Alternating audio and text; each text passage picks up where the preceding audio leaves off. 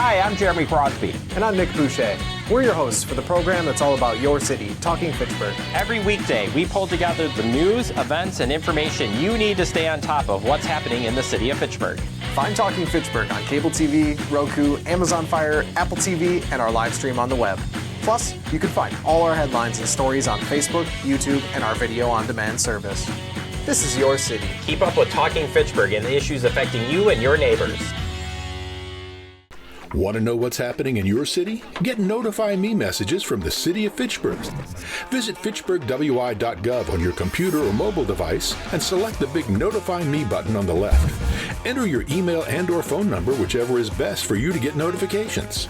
Scroll down the list and select all the topics you're interested in to receive email or text messages about. You'll be notified every time one of your topics is updated. Sign up for Notify Me. One more way to keep up with your Fitchburg government.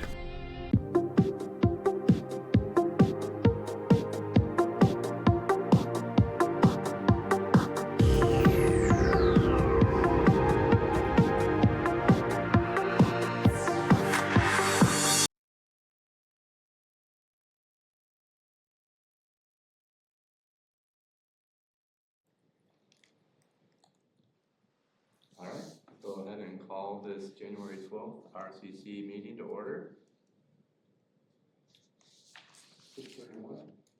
Appointment of timekeeper. Ron, would you be willing to be the timekeeper tonight? Thank you. Public appearances on non-agenda items. We do have one. Welcome, Sue. Yesterday. Where should I Yeah. sit? You can come up and sit in the chair right there. I'm Sue Easterday. I am a member of the Parks Commission, but these are not comments specifically related to Parks Commission. First, to say how much I enjoy the articles that are in the Fitchburg Star for all these years. And did you write the most recent one? No. Oh, okay. Diana. Just read that this afternoon after finding the paper and everything else on the countertop. But the main reason I'm here is to mention that some people in the community have formed a nonprofit called Friends of Fitchburg Parks and Natural Areas. And most people on this committee have an interest in such things. And we've really just gotten started. We have all our federal and state verifications or documentation. We have banking capability. Just getting rolling, doing social media. You are officially a C3 right now. Yes, we are, absolutely. And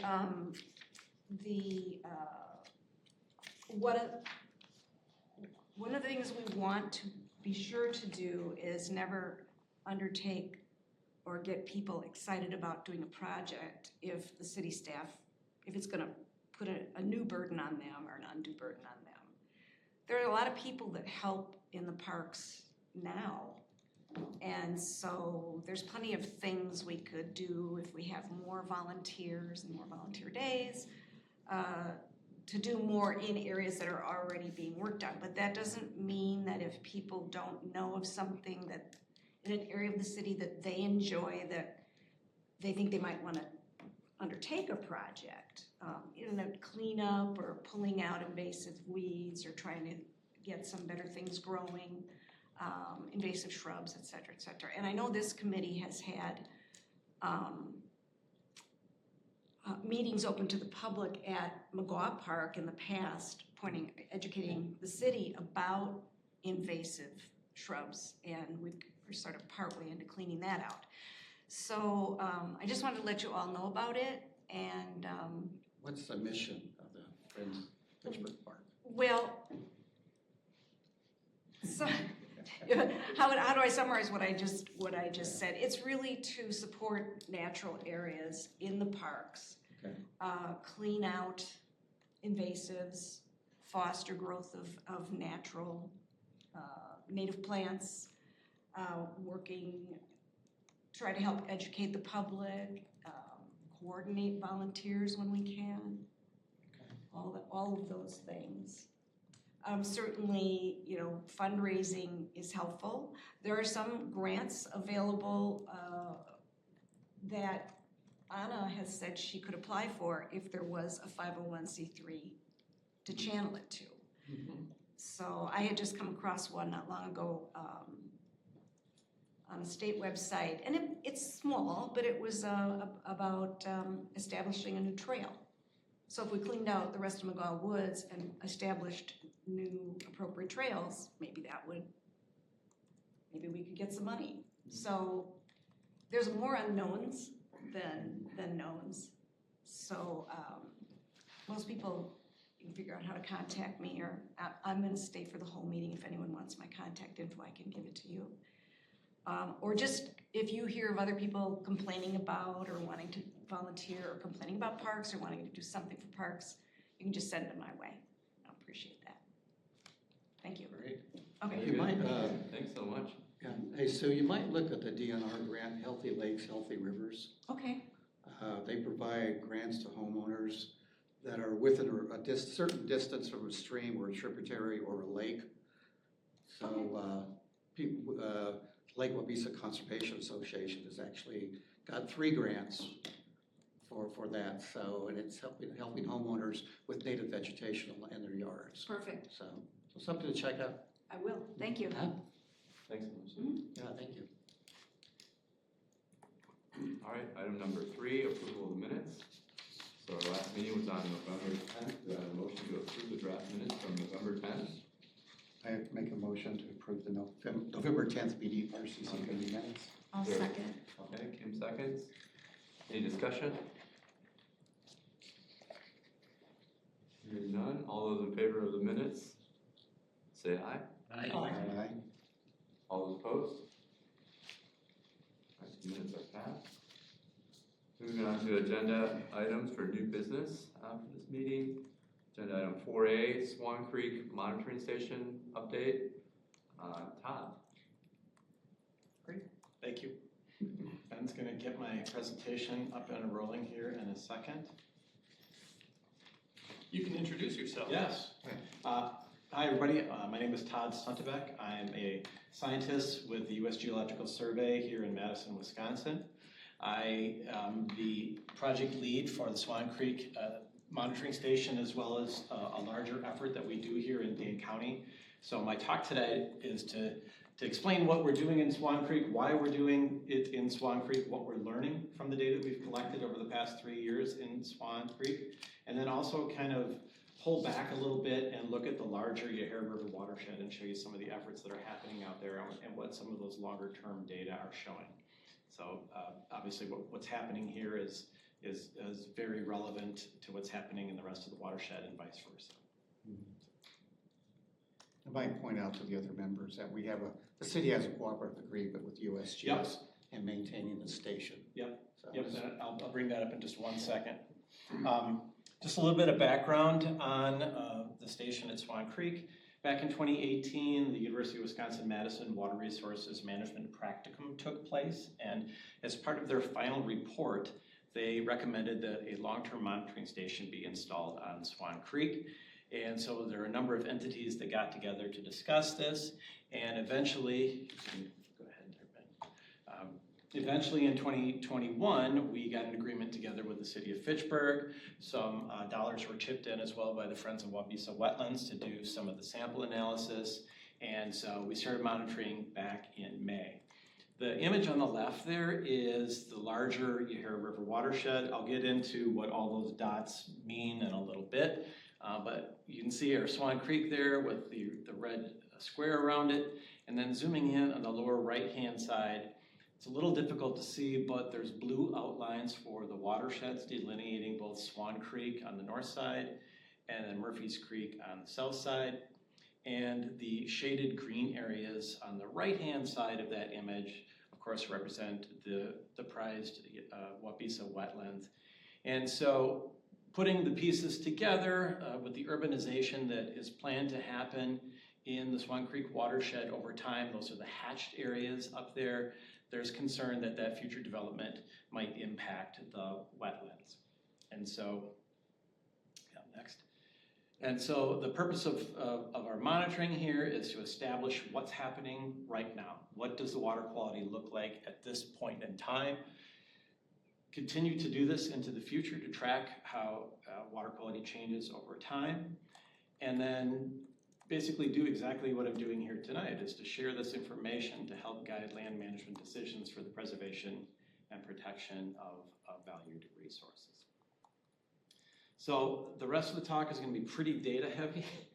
There's lots of charts and graphs and images, and I'll do my best to describe them. Just know that I'm certainly willing to share this presentation with the city if they want to put it on their website or whatever you prefer to do. So if people want to kind of study it later at their own leisure and then ask questions, I'm certainly available. So I presume you're working with FACTv then? Well, we're working with FACTv on other projects, yes, but not specifically this one. Okay. Yep. So our funding agreement is strictly with the city of Fitchburg right now. FACTv is not involved. They were involved initially to help basically bring all the partners together and also to try to convince folks that this was a project worth doing. So the data we get from the Swan Creek monitoring station is not going to inform land use in that hatched area we saw earlier? It can be. It's not going to be me. Okay. It's going to be people like you and FACTv and other folks that Okay. have to make the decisions on what's happening out in the watershed. Yeah. It's my data to collect it and report it. Okay. You guys have to use it in the best way you see fit. So, real briefly, we have stream flow data out there, and the image on the upper right-hand side is a snapshot of our water level data out at Swan Creek over the last 10 days or so. So we had a couple of rain events, and so we see a response in the stream. We have rainfall data, although those are only going to be available through water year 25. I'll talk about what a water year is in a second here. We have conductivity and water temperature data that's continuous every 15 minutes. We have lots and lots of discrete sample concentrations. And then finally, we have daily loads and concentrations of the analytes listed up there. Phosphorus is the big one that most people are interested in. But for this particular situation, I think the chloride concentration and loads are of particular importance to sensitive wetland species, because messing up the chloride balance can really mess up the interchange between nutrients and taken up by wetland plants. All right, what's next here? I don't even remember here. Okay, so there's two larger pieces of what we do out there. One is a stream flow component, the other is a water quality component. And one of the important things that we're trying to get to is loads. So pounds of phosphorus, or pounds of chloride, or pounds of nitrate. And in order to get to those answers, we need to have these two pieces, stream flow or discharge and water quality. So let's start with discharge. Our technicians go out to the site a number of times per year, both during low flow conditions and during storm flow runoff periods, and they make discharge measurements. So during higher flow periods like we see here, we have an acoustic Doppler profiler device that we drag across the stream.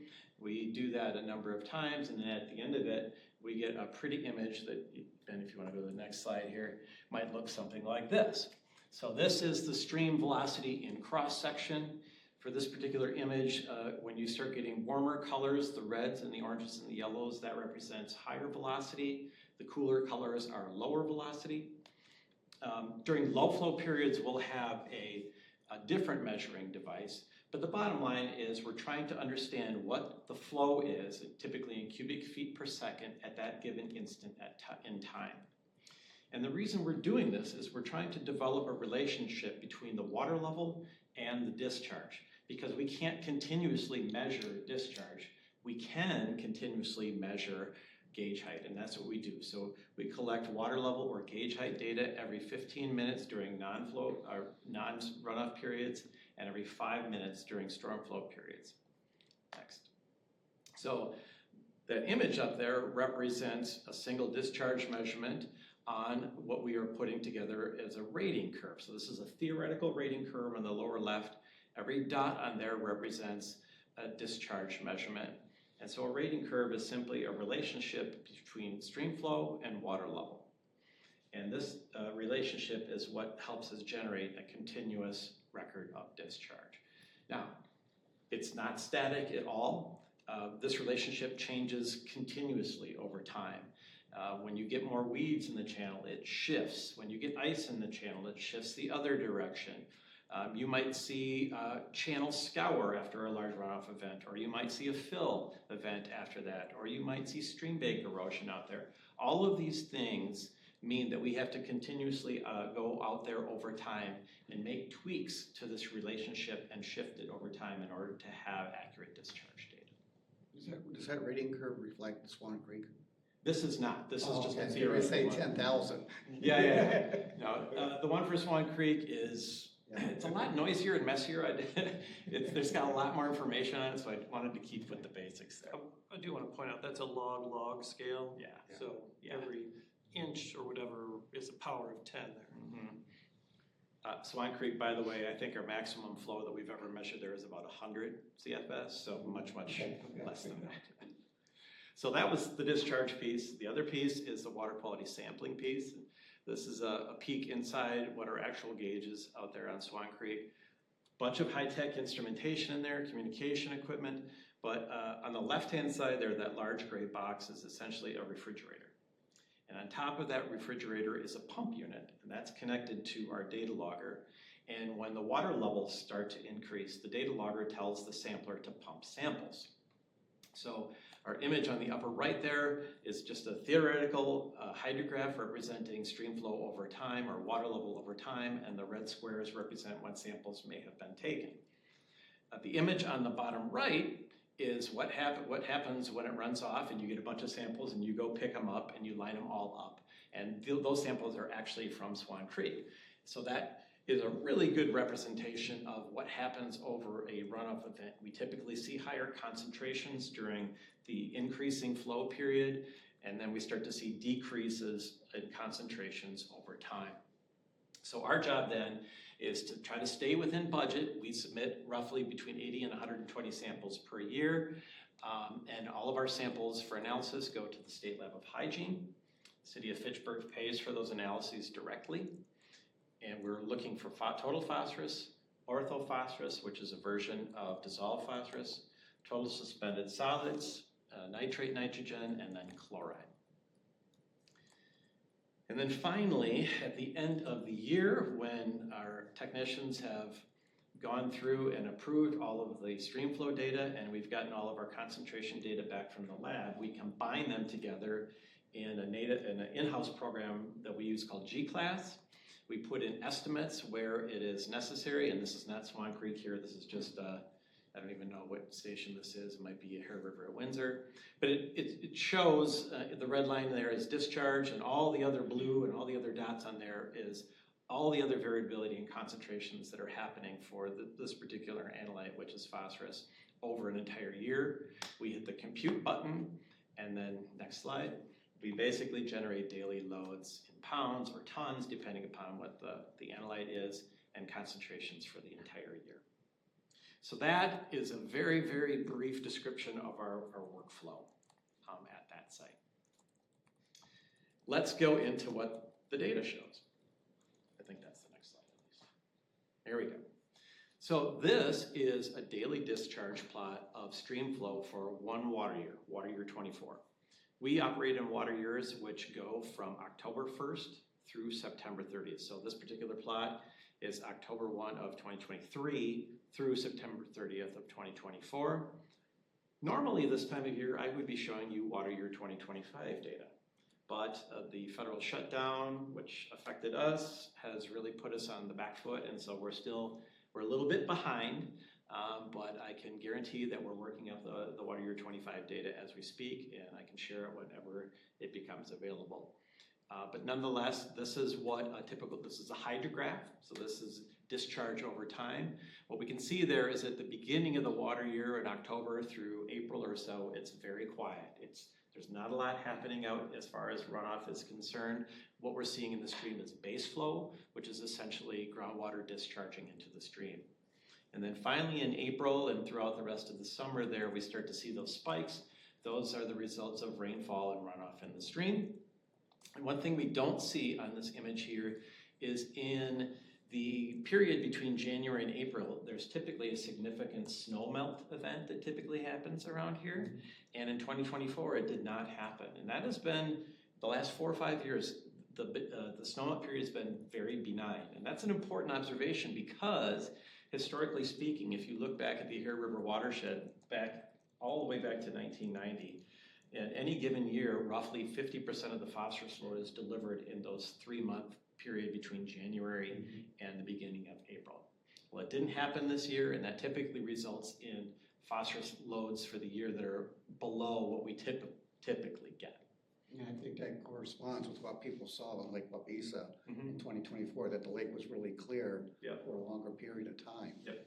We just did not get that loading in the springtime. So this is the same plot, but I've added a green line on there, and the axis is the secondary y-axis on the right-hand side. That is cumulative total phosphorus load in pounds. So we start the year with 0 pounds, and then for each ensuing year, we add on the additional pounds that we've computed. And so for this particular water year, we had roughly 1,400 pounds of phosphorus. Now, I know that probably doesn't mean anything to anybody in here. Later on in the talk, I'm going to try to put that in context with what that means with regard to what we see with other stream sites in the area. One of the things to note with that green line there is that when there's not a lot of storm flow runoff, the line is relatively flat or just goes up gradually. But when we have a storm flow runoff period, you'll see a spike or a big jump in that green line there. And what that's telling us is that phosphorus responds primarily to overland runoff created by snowmelt runoff or rainfall runoff. So next, and go back one again. So there's solids. Go back to phosphorus, please, Ben. I'm really throwing you for a loop here. I think you should be able to use the left and right. Yeah, left and right arrows work as well. What I tried to do there is basically demonstrate that the plot for phosphorus and suspended solids looks very similar. Just one to the right, there we go. Looks very similar. So they respond similarly. They're both related to each other. The scales are very different though, because concentrations of sediment are several orders of magnitude larger than phosphorus. And so instead of pounds on the right-hand side, we had about 130 tons of sediment. Next. Now for something completely different. This is nitrate. This responds totally different than those other analytes that we were looking at there. And what this is telling us is that nitrate is largely, it's basically independent of storm flow runoff. And as a matter of fact, during storm flow runoff periods, nitrate concentrations decrease significantly down to near zero concentrations because there's not a lot of nitrate in rainfall runoff. And what we're seeing is a large dilution of those concentrations in the stream. So this is typical of what we see of nitrate. And so therefore, that is largely groundwater signatures that are being expressed in the stream right there. Next is chloride, and it looks somewhat similar to nitrate. I will go into chloride in a little bit here, but just know that chloride and nitrate at this day and time are acting relatively similarly and very dissimilarly than phosphorus and sediment. And I just wanted to show you, I showed you an image earlier about how we generate loads of phosphorus and sediment. For chloride, we do something totally different. We know that generally we can get a very good relationship between chloride concentrations and what we're seeing here in that blue line is specific conductance or conductivity values. So instead what we're doing is we're trying to save a little bit of money by instead of submitting 80 to 120 samples of chloride per year, we can get away with submitting maybe 20 samples per year and creating a relationship between conductivity and chloride. And so you can see here, I've mentioned that nitrate concentration decreases during storm events. Well, so does conductivity, right? We're seeing this dilution of what's being expressed in base flow. Next. All right. Here's the numbers for 2024. I just wanted to prove it to you that the data are there. And by the way, all of the data, everything that I'm talking about here today can be found on our website. It's all available online. We have recently switched how our website operates nationally, and it's somehow, to me, it's tricky to find all the information. So if you have a hankering to try to find the data and you can't find it, please email me, let me know what you're looking for, and I'll see if I can help you. Next slide. And so this is just a table of all of the elements that we're looking for here for 22, 23, and 24, and then the final column there is the average. And so putting this in your back pocket, if somebody were to ask you what the average phosphorus load was in Swan Creek, you would look at that last column there and you'd say, oh, well, that's about 1,000 pounds per year. And you can sound really smart. We've had... That's a lot of variability. It's funny you should mention that. Variability is a key component to needing more time to understand trends over time. So that's something that's very limiting. I know Stephen Schooler was always wanting to know, what was going on, are we seeing improvements? And my answer is, we need a lot more time to see a trend because the year-to-year variability is so noisy. It's difficult to see that trend, in that noise. The chloride, that's a lot, 223 tons. Mm-hmm. Is that groundwater and runoff? It's mostly groundwater. It's mostly groundwater, so it doesn't take in like the salting of the roads and So salting around here? It does, and can you go back if you've been to one of the chlorides? One more, well, so there's a little, go back to the right, I'm sorry. See that spike there in late January, early February? Yeah. That is the signature of road salting, but it's not super prevalent at this point. Yeah. How does like softened water play into that? Well, it all goes to MMSD. Exactly. They cannot remove the chloride, so I presume they but just... effluent from MSD doesn't come into Swan Creek. Okay. So, Badger Mill Creek, and then also Badfish Creek. Badfish as well. What is, so there's total phosphorus and then there's dissolved phosphorus. What I've is got a it? few slides coming Okay. up here. Yep. All right, so this is kind of one of the take-homes that I wanted for everybody here and everybody online, and that is to try to put Swan Creek in context with all of the other streams in Dane County that USGS has been monitoring for years.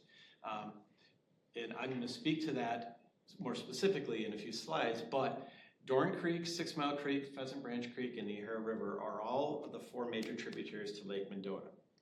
We all know that Swan Creek drains into Lake Wabisa, and we know that Wabisa is highly influenced by the water quality coming down the Yahara River originating from Lake Mendota. So everything is kind of connected here and kind of related, but this is average annual discharge for the last 3 years only per unit area. So this is the way to normalize it. Watershed? Yep, Okay. watershed area, yep.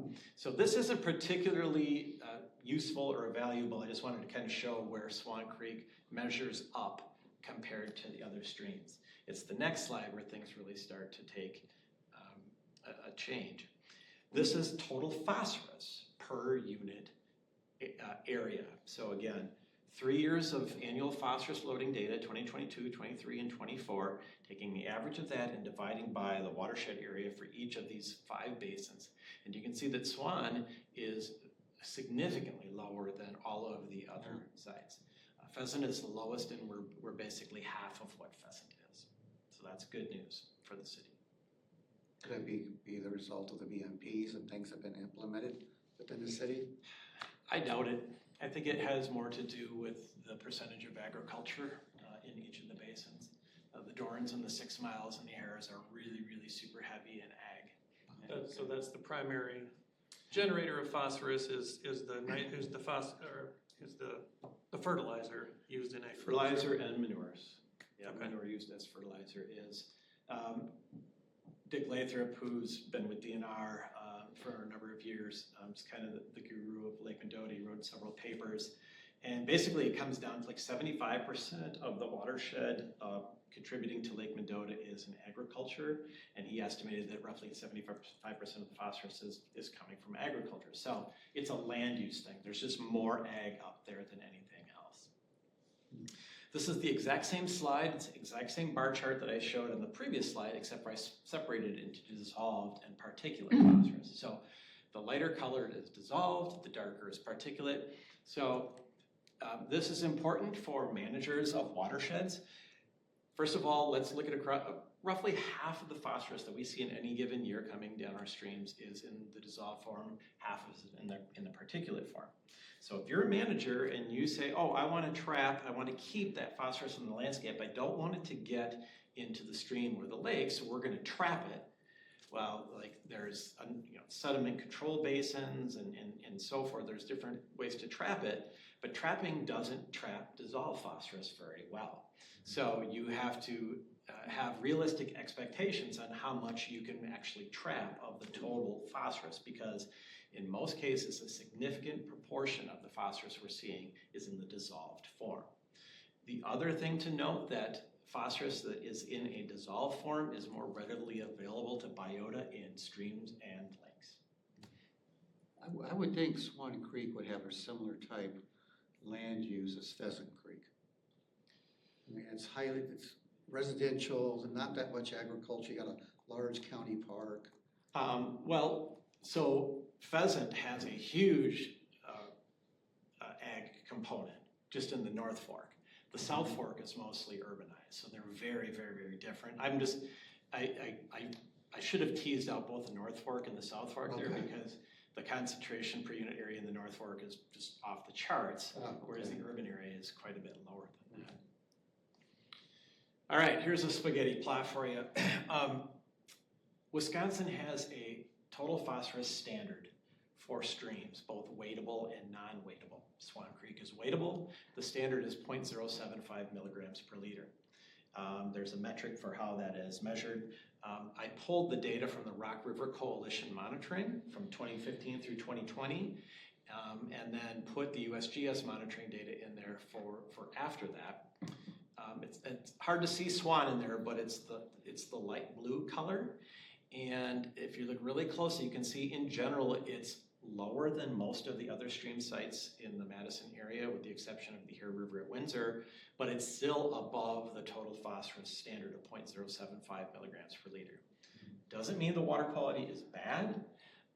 It just means that, well, let's just say there are a lot of other things that contribute to good water quality besides total phosphorus concentration. Like substrate in the stream, for example, whether it's rocky or whether it's silted in. And overall, this isn't bad news, but it shows that there's room for improvement here.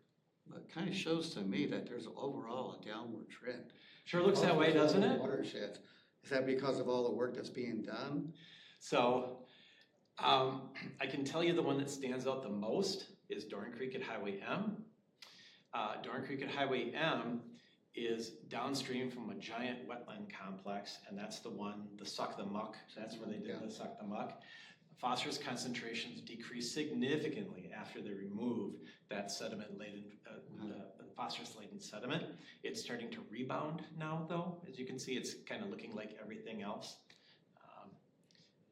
What do you think happened? Everybody took a downturn between 23 and 24, except for 6 Mile. It's so. So what we do is that's the variability. It is. It's the median concentration of samples collected nearest the 15th of the month between May and October in any given year. And so the 15th of the month might be a storm flow period, it might be a base flow period, and we're taking the medians, so we're throwing out the highs and the lows. And the way that standard was derived was a study that we did years ago, back in the 1990s, I believe, throughout all of Wisconsin. And when you're throwing so if DNR wants a standard across the entire state, and you have data from hundreds of sites throughout the state, you have to basically do the best you can to come up with a standard, and that's where 075 landed. So, all right, nitrate. So nitrogen at Swan Creek is also lower compared to the other ones. We don't have any nitrate data over the last few years at Pheasant Branch Creek. And then it's from, a lot of people are familiar with the 10 milligram per liter nitrate standard for drinking water. So these are box plots. The important thing on the left there is Dorn Creek. If you look at the X there, that represents the average concentration in Dorn Creek, which is about 5 milligrams per liter. Conversely, over on Dorn Creek, we're just over 2 milligrams per liter. That's a pretty doggone low nitrate concentration for an agricultural area. And this is suspended sediment. It's actually total suspended solids. There is a slight difference in the laboratory analysis technique for those two things, but they're basically, for all intents and purposes, identical here in Dane County. So Swan Creek is still on the low side, somewhat similar to Pheasant Branch. And chloride. There's not a lot of chloride monitoring happening in Dane County on the streams. There is a study going on right now by Hillary Dugan at UW Limnology Department. She has some equipment that's co-located with our USGS equipment, and she and her cohorts are collecting chloride concentrations out in the watershed at the Hara River and in Dorn Creek and various other areas. So I suspect in a few years she'll be coming out with a study that shows the loads of chloride coming from those tributary sites. But for comparison purposes, I pulled the data for the Spring Harbor Storm Sewer. Spring Harbor Storm Sewer drains about 3.3 square miles from Westtown Mall all the way up to Lake Mendota. Highly urbanized, and it also has a significant amount of very large privately owned parking lots in it. So that's important because if a parking lot is privately owned, you're contracting with Barnes or whatever to apply salt. Whereas if you're salting roads and you're the city of Madison and you're super cognizant of how much salt you're putting on the roads there. So I would say that Spring Harbor Storm Sewer is probably a worst case scenario. And those are tons per square mile.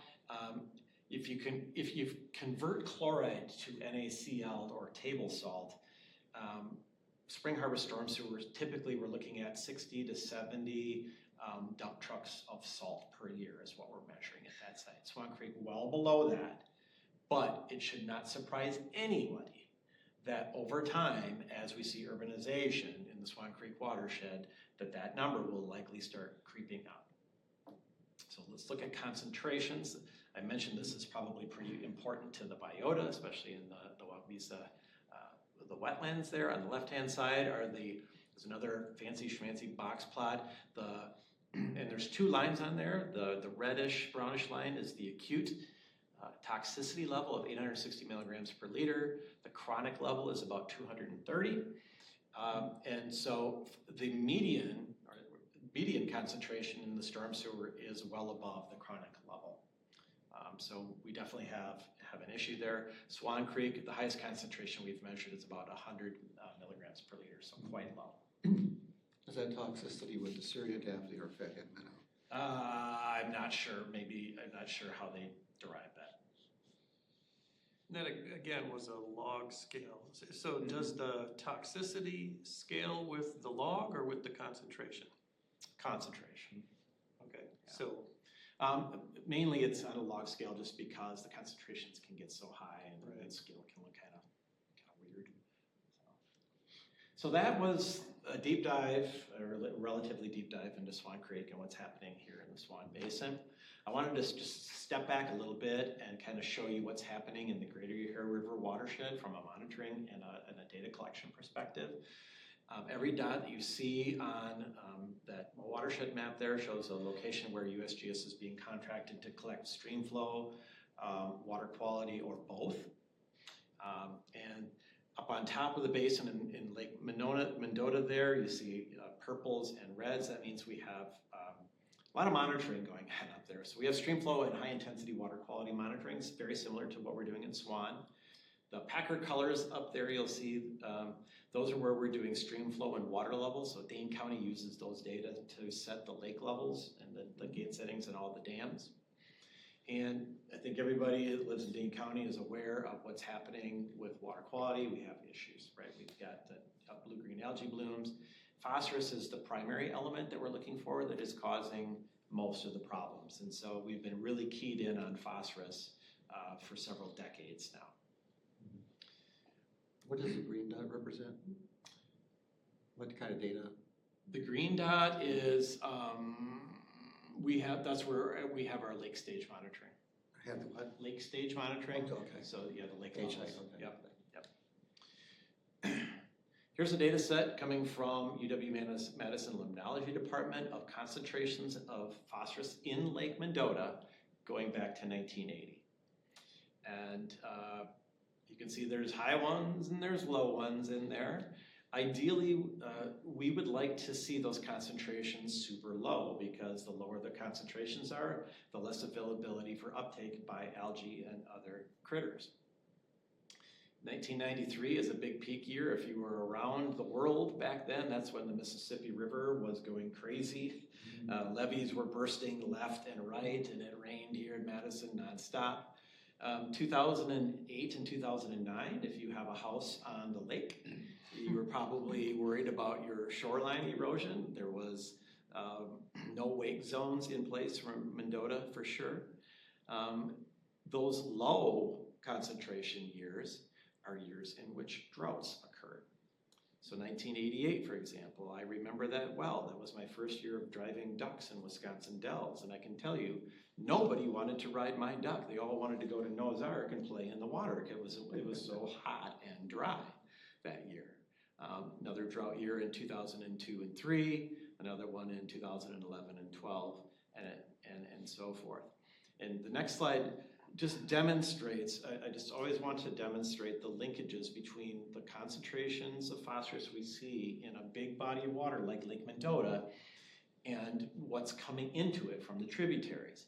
So the red dots on there are the annual loading data, total phosphorus loading coming from the Ahara River. So typically when you see a high red dot, you see an accompanying high blue dot. And the reverse is true as well. And typically, the lake doesn't respond as quickly to decreasing loading events as it does to increasing loading events. But I don't want to get into that. Just the purpose of this slide is to demonstrate that the landscape and runoff of phosphorus from the landscape is just intrinsically linked to what we see in the lake. So what happens in the landscape is important to the lake. So this is, there's a lot of data here going back only, I'll say only, to 1980, showing that we've been eutrophic, for the last 4.5 decades. Do we have information going back further than that, like observational, on what the algae situation was like? It used to be a lot worse. A lot worse. But I presume before it was a lot worse, it was probably a lot better. For sure. And I'm wondering, do we have like that information, like going back to the original good times? So here's a plot showing my best estimate based on our some estimates and also direct measurements of the phosphorus load coming into Lake Mendota from the 4 main tributaries, dating back to 1990. The long-term average of that is roughly 60,000 pounds. UW-Madison wrote a paper and they estimated the pre-settlement concentration of phosphorus, or load of phosphorus coming into the lakes, was somewhere between 10 and 15,000 pounds per year, I think, pre-settlement. So this is pre-1840s. But also, if we go back in time into the olden years, just know that sewage used to go directly into all of the lakes. It was an absolutely awful, terrible time period. I don't have any actual concentration, but I have anecdotal information that just, like you do not want to be anywhere near the Madison Lakes back in the, turn of the century and after that. And I think where the Monona Terrace is, that used to be a landfill, right? Did that contribute to phosphorus, or was that just like probably a little bit, but probably not as much as the direct sewage effluent directly into the lakes that didn't fully get disconnected, by the way, until the 1970s. Are they estimating pre-settlement phosphorus from sediment cores? I think so, yeah. Yep. It's not zero, I can tell you that. Yeah, sure. Right? It's not zero. So, so a couple of things to demonstrate on this. As you pointed out, there's variability in the data. Is that because we're changing land use every year? Is it because farming is different every year? No, it's weather. Weather is the variable that is driving all of this particular phosphorus loading variability. What is the trend? The trend in the data is what you see right there with your eyes. If you wanna, if you're familiar with Excel, you would click on the dots, you would put a linear trend line through that data, and you would see what the long-term trend is. And you don't have to be a statistician to see that there's really not a trend there. So the observation here is that, and of course we all recognize that phosphorus has been identified as an issue over the years. We know that lots of money is being spent on urban and rural conservation efforts to reduce phosphorus coming into the lake. My statement here is that, unfortunately, that has not changed the phosphorus loading to the lake significantly over the last 30-some years. But there's good news in the next slide. I just want to also identify that the green line there was where we want to get. So Dick Lathrop and others have identified that those super dry years, there's usually about 30,000 pounds coming in. The water quality in the lakes is typically better. So if we can get that annual loading down to about half of what we typically see, we're going to be in a lot better shape. Incidentally, 4 out of the last 5 years have been at or below our target. So the weather has been really nice to us. Let's just say that. There's another way, a fancy statistical way that you can look at these data over time, and that's by doing a flow normalization. I don't want to get into this, but if we just sat here and said, look, if there wasn't runoff variability from year to year to year to year, what would the trend in phosphorus look like? That's what it would look like. It would show that we start out relatively high. There was a significant decrease between 2000 and 2010 for whatever reason, I do not know why, and then it's remained relatively flat since then. What this is demonstrating is that something made a change on the landscape. We're having a hard time detecting it in the real world, and the next slide will tell you why, but something changed out there. Is it conservation? Is it urbanization? Is it the way we farm? It could be a combination of all of the above, but we just don't have the data to really put that together just yet. And the reason is that we are fighting an uphill battle right now with Mother Nature. This is annual rainfall at the Madison Airport dating back to 1870.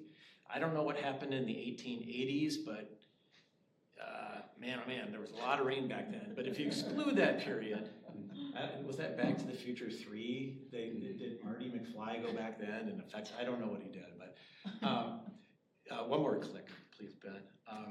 So I can read it because I can't remember it. Over the past 150 years, excluding the 1880s, 9 of the 10 highest annual precip totals have occurred in the last 25 years.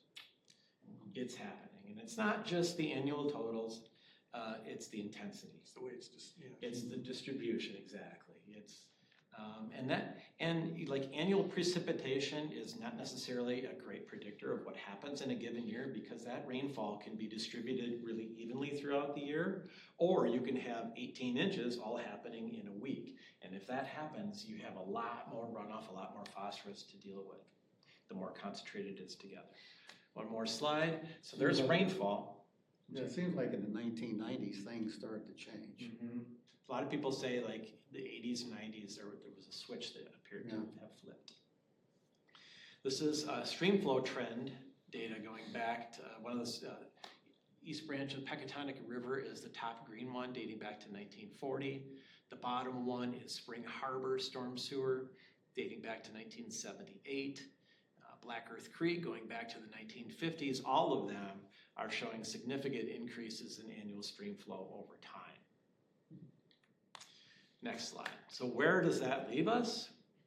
A lot of people have said, well, we're not seeing a trend, we're not seeing this decreasing trend in overall phosphorus loading to the lake, but we are spending a lot of effort on making sure that we stay on that treadmill, or we hold serve, or we tread water, right? If we had not done anything in the last 30 years, our water quality would be much, much worse than it is today. So although we've made a lot of progress on the landscape with both urban and rural conservation efforts, it has not been enough to be fully realized in the loading and in the lakes themselves. There's an interesting paper here by Adina Rissman and Eric Booth and others about shifting drivers, how nothing is static out there in the landscape. Everything is changing, from precipitation to runoff patterns, urbanization. agriculture does not stay the same, believe it or not. We are not farming the same way we did when we started monitoring back in the 1980s and 1990. We're doing things different. So all of this leads to variability and makes it more difficult to understand our long-term trends over time. The bottom line is if we really want to see a big difference in the phosphorus getting into the lake, we really have to take giant swings at it on our landscape. Or we have to come up with a giant umbrella. So, and I think that's all I have. Yeah, this is just kind of a summary slide here saying that we're still early in the discovery process with Swan Creek, but currently the water quality data look quite good, especially compared to other Dane County streams. Chloride concentrations are low. Well, let's stay on that one. This was my extra slide that I always put at the end, just in case anybody wanted to know where the contributions are coming into Lake Mendota. This is a pie chart that I put together based on my estimate of direct deposition, some modeling from the Madison Urban Group, some unmeasured. But you can see that, let's say you're a conservationist working in Dorn Creek and you want to squeeze every single phosphorus gram and you want to keep it from getting in the stream, and you say, we are doing a great job in Dorn Creek. Well, I got bad news for you, Jack. You're only covering about 10% of the annual phosphorus load getting into the lake. So it's ag areas, it's urban areas, it's everyone working together in all of these watersheds in order to really, truly make a difference. So that's what I have for tonight. Great. I don't know how much time you have for questions or want. I think I'm Over I time for think, questions. you know, I mean, while we have you here, I think we want to do some questions. I want to check quick, make sure Linda's okay with 5 minutes of questions on this. I know we're. Here to listen and. Okay, so, I mean, we'll try to, you know, have a little bit of a time frame on it because we are a little bit over and we have another presentation coming up, but why don't we see what we can knock out in 5 minutes of people's questions if they have them. Well, as long as we have a representative from the tree committee here, are there plants that could be established along the waterways to, you know, convert that phosphorus into lush greenery? And I mean, riparian vegetation, I don't think it's necessarily in NRCS Conservation Handbook as one of their standard practices, but that is certainly something that could help. However, there's always unintended consequences of doing something like that, because if you have trees on the stream bank, then you have leaves, and then you have potential issues with erosion, and so it can be a vicious cycle. So, yeah. And then, like I said, the leaf drop in the fall. Yeah. So I guess we stick to conifers. Well, yeah, that might not hurt. So Todd, one of the things I think we have as a goal for this year is considering another gauging station. And I think, Ben, was it 9 Springs that we were talking about? That's what the TMDL. Maybe Murphy's Creek. Yeah, Murphy's Creek, or, I mean, what would you think about that? I think it'd be expensive. Expensive? It's expensive to do this monitoring. I sent out an email today. So I've been in the monitoring game for a long, long time, since the early 1990s. I haven't been leading the Dane County effort for that long, but the way I've monitored and generated loads has been the same ever since the 1990s, and that is to collect a bunch of samples, submit those samples to the lab, go basically point to point, extrapolating where needed and adding points, and then computing a load. I think we're reaching a point where costs are starting to become an issue. DNR is balking at the next agreement that we're trying to put together with CARPC because federal funding that had been such a staple of their organization is in jeopardy now. And so I think it's time to evaluate how we collect data and try to determine if there's ways that we can collect data and get the same information for a lower cost. So I'm trying to organize a meeting here in the next few weeks to talk about the potential to explore that. I'm sure everybody's gonna be like, yes, we wanna, because every analyte you see up there is basically $35 a sample. Total phosphorus 35, dissolved P 35, sediment 35, nitrate 35. So every sample that gets, so we're talking 10 to 15K just in sample analysis every year. Not to mention the time involved and the Oh yeah, effort. I mean, for sure. Sample analysis costs are generally a smaller proportion of our overall investment in time and resources to make everything else work.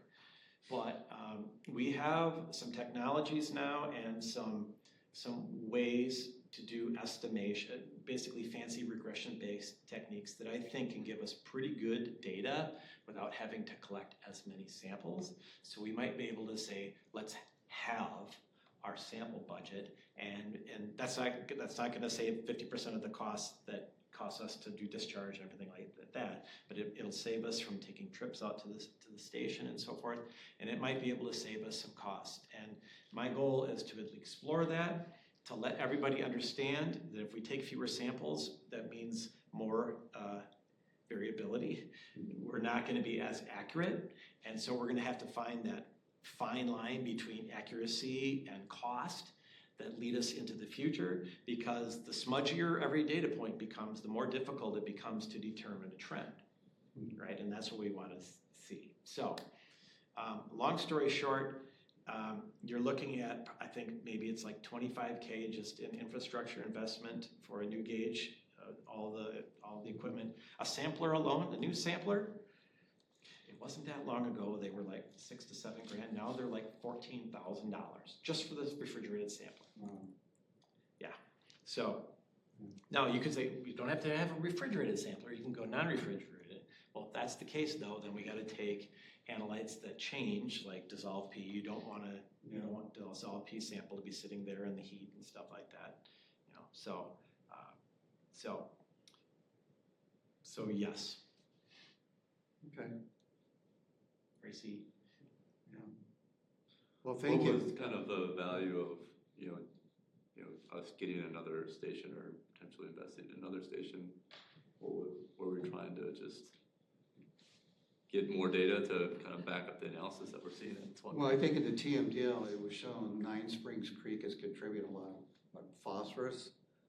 Yeah, you could do, I think Murphy's Creek might be kind of an interesting one, because so far it's fairly undeveloped, so you can kind of get some baseline, if you will, data. And then you can kind of see, as that watershed develops, if there's, any kind of trends associated with it. Yeah, that would be a lower cost approach, would be to episodically going out there and monitoring, for a year at a time, every 5 years or something, and just kind of taking smaller snapshots and then relating that to the continuously collected data at Swan. So you have a relationship, so you can infer what is happening at Murphy's Creek over time. Well, and I know through the Yahara winds that they're sampling Murphy's Creek on a monthly basis. So that data is being collected. Because that data goes to MMST, the sewer district, and they analyze those samples for Yahara winds. Yep. So we did that. I was doing that for Swan Creek until your station came in. Yep. So we do have that data information coming in. Yeah. So we I don't know if you get a chance to see it. No. Yahara winds data.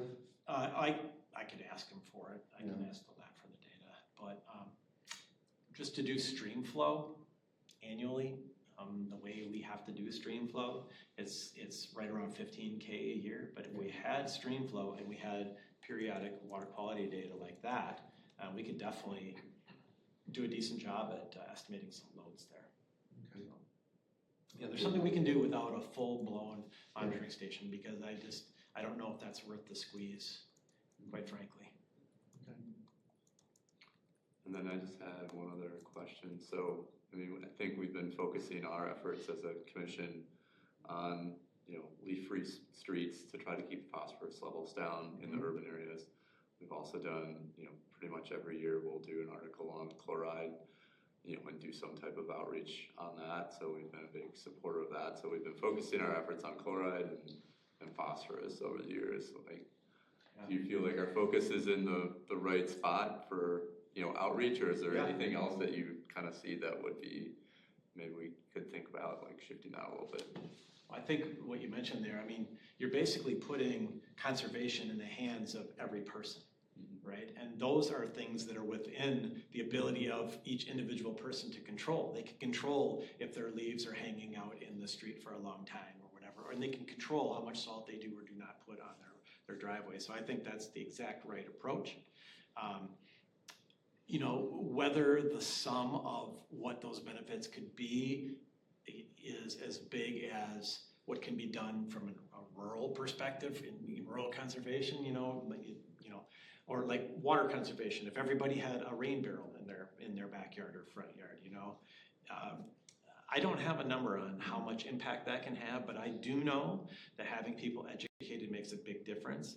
I've been involved with the Discovery Farms program since its inception in 1990, and I've worked with farmers looking at their runoff for years and years and years and years. I've taken those data to farmers, and I can tell you that educating farmers and telling them and putting the pieces together between what they do on their land and how that affects water quality downstream makes a huge difference, because if they have some institutional knowledge on how the world works and how they can affect it, then they can also affect change. So I do think that, you know, having a clientele, you know, and residents that are informed is really, really important.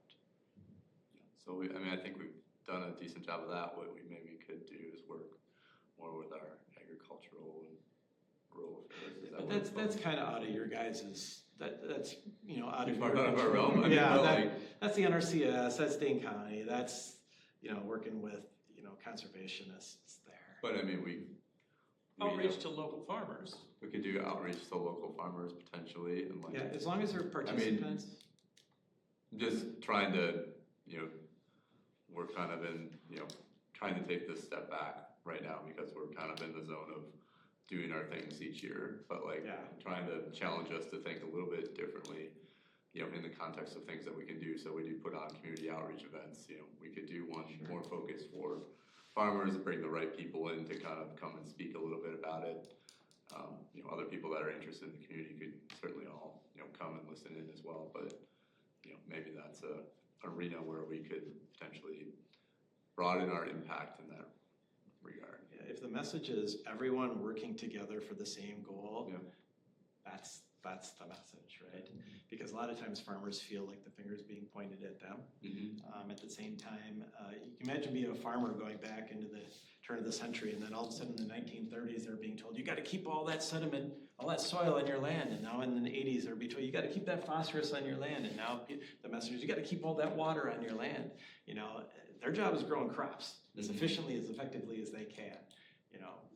And so there's challenges that they face, and believe me, with the Yahara Winds program and the Yahara Pride Farms groups, they're all part of educational efforts and Outreach and Clean Lakes Alliance.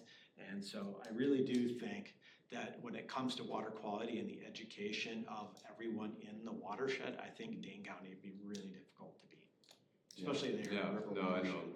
We had somebody from the Land Trust not too long ago talking to us. Who was that we had talking to us about all the land that was getting purchased around Dane County to try to, you know, help out with the phosphorus levels. Maybe I read that somewhere. But it's probably Dane County. Kyle Manx or John Reed. We just had the presentation from Mike Gilbertson with Yahara Winds. I think that was, Yahara Winds, that's what it was. Okay. Well, thank you so much for your time coming in. My pleasure. Yeah, so can we get a copy of the presentation? Yeah. So I can look at it. Yeah. You can scooch that to me, and then I'll send a PDF version of it, because I can actually send it. It's small enough I can send it via email. So, Ben, is that something that could be put on the city's website, do you think? Yeah, as long as fine by me. Yeah. Fine by me. Yeah. My presentations that I give to the Yahara Winds groups typically goes on their website as well. It's kind of similar overlapping information, except with the exception of the deep dive that I did on Swan. I absolutely don't talk about Swan. All right. Put links to those other Great. Well, if you don't mind, I'm gonna boogie. All right. Thanks so much.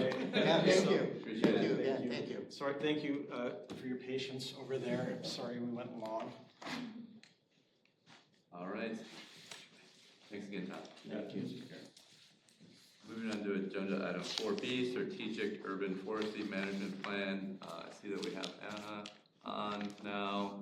We also have Linda Brewer here that's prepared to speak.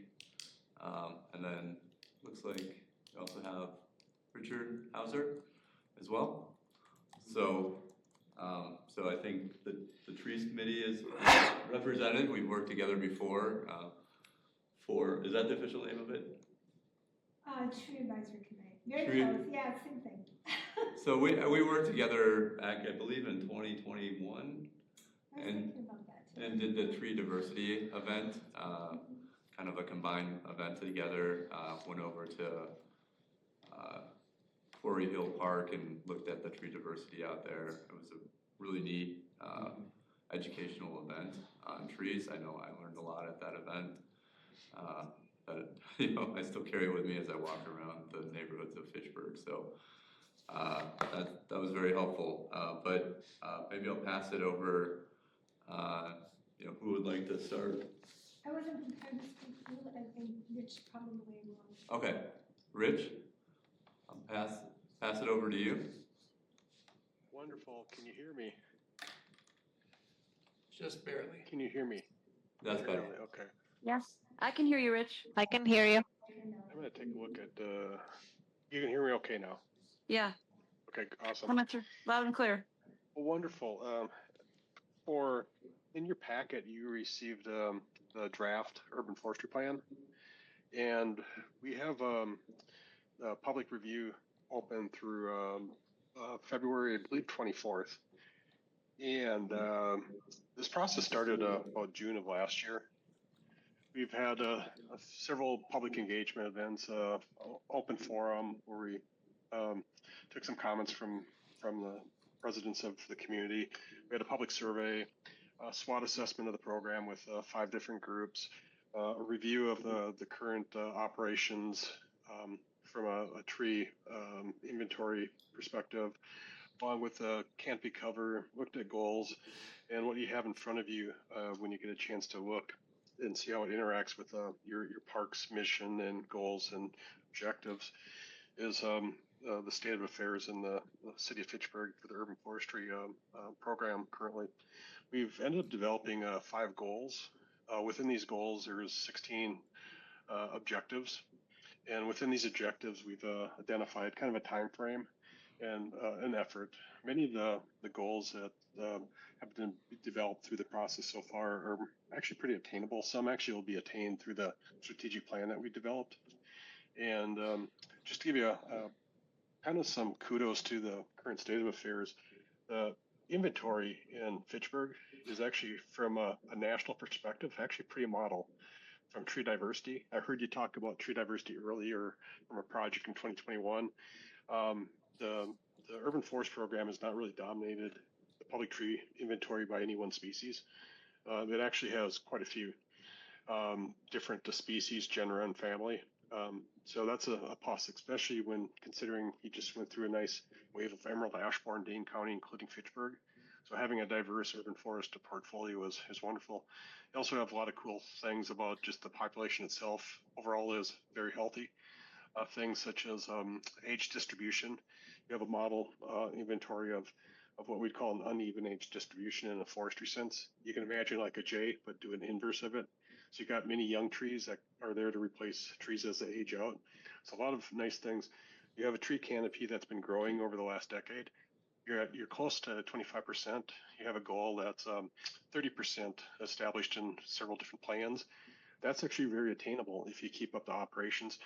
We did some benchmarking that you'll see in the plan, and I could share some details if you'd like on a screen. Would that be good, or? Sure.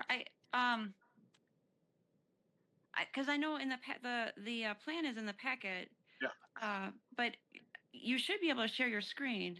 I'll do that for you. Okay. All right. So just to give you an idea right now, and hopefully you can see my screen now.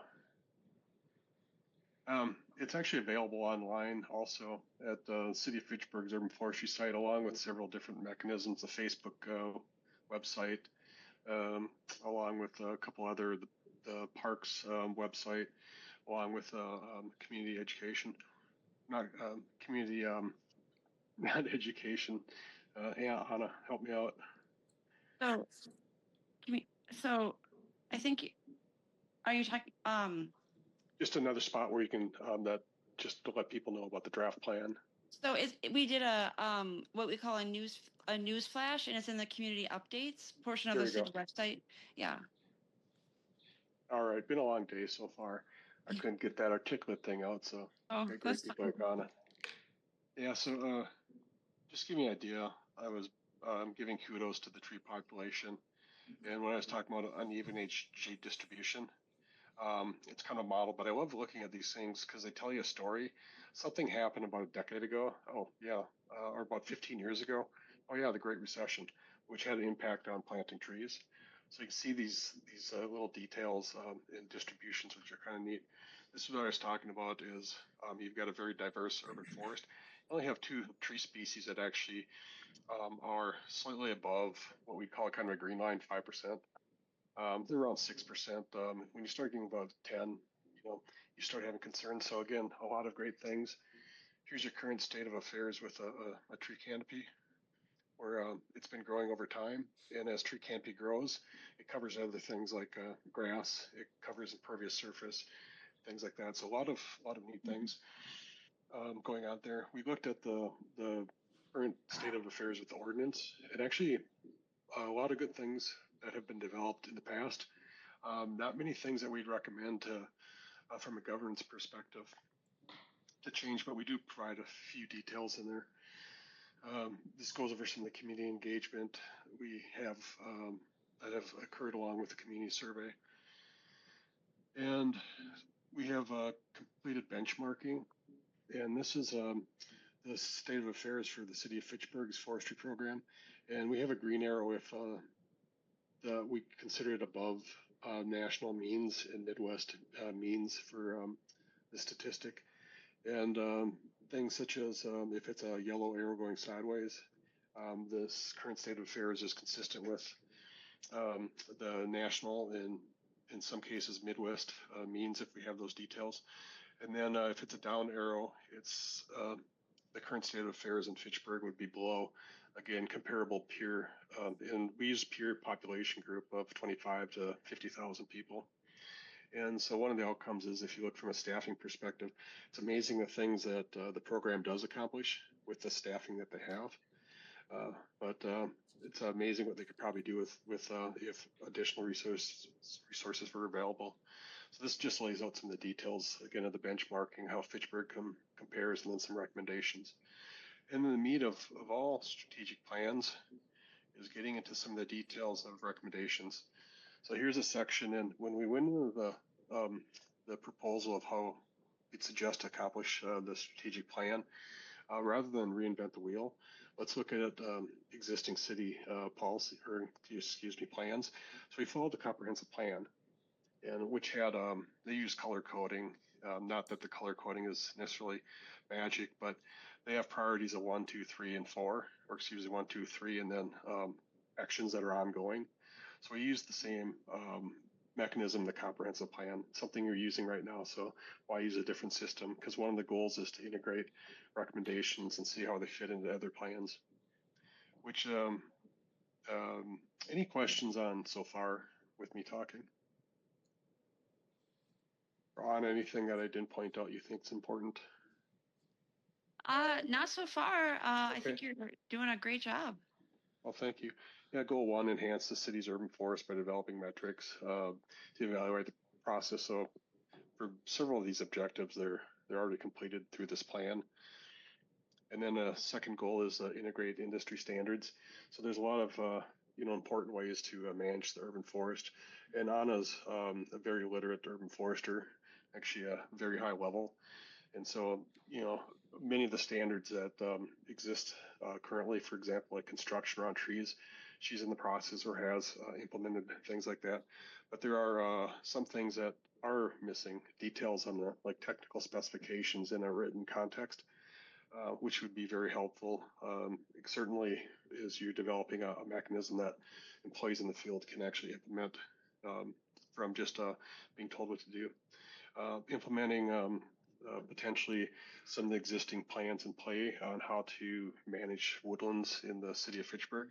And you heard good reasons earlier with the state of affairs with hydrology through Swan Creek and other water systems in the city, that trees certainly can have an impact by slowing the release of water across the landscape. And then integrating urban forestry into existing city and infrastructure goals. One of the reasons why we used a constant framework that's used in the comprehensive plan in the last goal, encourage and promote active community involvement in urban forestry planning and management.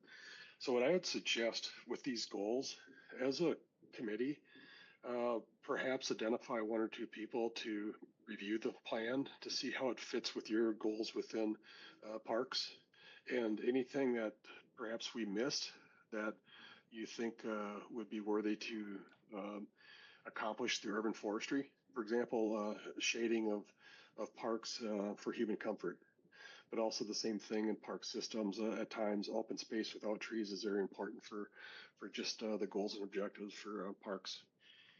And then the last thing I'll say, I guess, is a set of appendices that complement the plan. One, Appendix A, this is where I went through all the different plans that you have in the city that are in a current state. For example, a comprehensive plan. And I pulled out the different goals and objectives and policies that actually mention some component where urban forestry would have a stake in assisting with a comprehensive plan. So, for example, recreation, improve the city's parks open space system by enhancing outdoor recreation, natural resources, and ecological stewardship. Certainly, urban forestry plays an important role with that. There's certainly objectives in here that deal with canopy cover and other things such as aesthetics that urban forestry certainly has a good role. So that's where the tie-in is with these existing plans of how urban forestry integrates with that. Having said that, to keep it short and sweet, it's more informational because I know you have a vested interest in this plan, and through Anna, she's mentioned that, is to say it's ready. We've got about 5 weeks potentially for others to take a look at this and provide comments. And for the comments, Anna set up just to have them emailed directly to her. In some regards, I hope her inbox is overflowing because that says people have looked at it.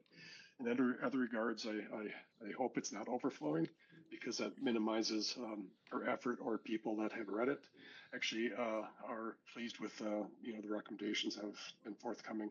But as part of that, for Anna to have things go to her email inbox just from a public records and retention perspective is the process we used. So having said all this, I'll turn it back to you all and any questions you have for us. Go ahead. I've got a question. Objective 2.4 talks about creating a tree risk management policy. Can you explain that? I'm not exactly sure what a tree risk is. Yeah, so in the good old wild days, we called trees a hazard tree program, and sometimes people talk about trees, it's a hazardous tree because it's in the process of failing, or in some regards, people talk about dangerous trees, the same thing, a tree in the process of failing.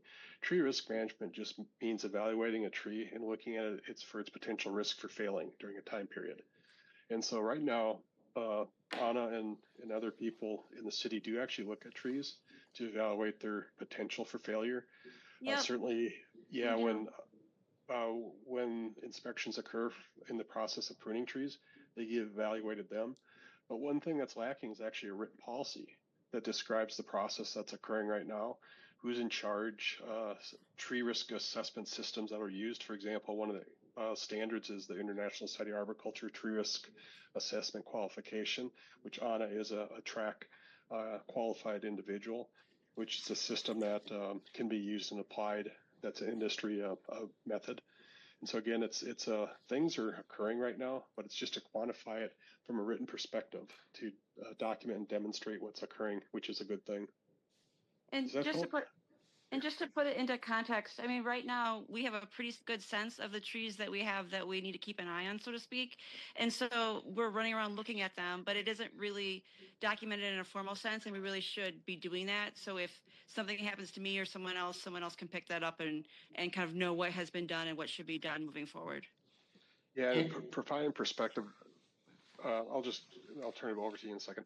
Is like Anna was mentioning, remove now would be trees that they could be a tree of a risk nature, or it could be a tree for some other reason doesn't fit an objective, but it's certainly a small percentage of the overall tree population when you look at just trees at the, I don't want to say the riskier side, but trees that have been identified from a management perspective. So, and I cut someone off. No, just to follow up, Anna, if someone from the general public identifies, like they're hiking a trail or bicycling on the trail and they notice a dead tree overhanging the trail, that's a city trail, who do they contact? Usually me. Okay. And if they contact someone else it'll end up filtering to me. Okay. Good. Thank you. Dr. Joseph, I would encourage you to ask the question about trees that are valuable for placement around streams to help with runoff and pouring of phosphorus into water. Okay. Yeah, so Anna, you were on for the presentation by Todd? Yeah, so I'd asked the question about, vegetation along waterways, et cetera, to try and, I guess, absorb some of the phosphorus. Yep, scup phosphorus. Yep, absolutely. So I've worked with Ben, and I did work with Claudia as well. And if there is space on a stormwater facility, of course the leaf issue is you have to think about that. But if there's space in a stormwater facility for trees, we will go ahead and get them planted. For example, at the corner of Lacey and Sain, I always call it the Aurora. I think it's a different name now. There was room for a few trees there, so we put those in around that pond. We've done quite a bit of work on the ponds around, is it Quarry Hill? Yeah, or Swan Creek. It's actually Quarry Hill. Swan Creek is a different park. We've done a lot over there as well. So at any rate, yes, we definitely are very cognizant of trees' ability to improve water quality. They do need to be planted upstream from the pond, and they have to be in a situation where the leaves aren't going to fall into the water, because then you just end up cycling the nutrients that you're trying to absorb. But yes, we do take that very seriously, and we do work with the stormwater professionals as well to get as many trees as possible in the right spots to help with runoff. And then the specific species of tree also is very important in those spots. Yep, absolutely. Yeah. So some of our native trees do a wonderful job of pulling up phosphorus. We do, so we try to get, if we can get oak species, hackberry, sometimes maple, sometimes not, depends a little bit. But at any rate, if we can get some of our native hardwoods in those areas, if it's an appropriate place for them, that's what we try to use. Yeah, excellent point, Linda. Seems like we create a cycle, though, that the trees take up the phosphorus, but then the leaves come back down again with phosphorus in them. Well, yeah, so Anna just said, planting them upstream so that they don't fall directly into the pond, which I was also going to ask, about planting trees in detention ponds to, dry ponds to help dry them faster with the transpiration, but maybe that's not a good idea from a phosphorus perspective. Yeah, I don't know. I mean, I'm not, I'm obviously a forester. I'm not a stormwater person. So with those dry ponds, I don't know that we'd want tree roots in there or not. I'm suspecting probably not, but that's something we can look into in the future. We did plant trees around the dry pond that's on Scarlet and it's right off of Osmondson. It's by the Stoner Prairie School. There was a dry pond put in, oh gosh, it's probably been 8 or 9 years ago now. And we did put quite a few trees around that one.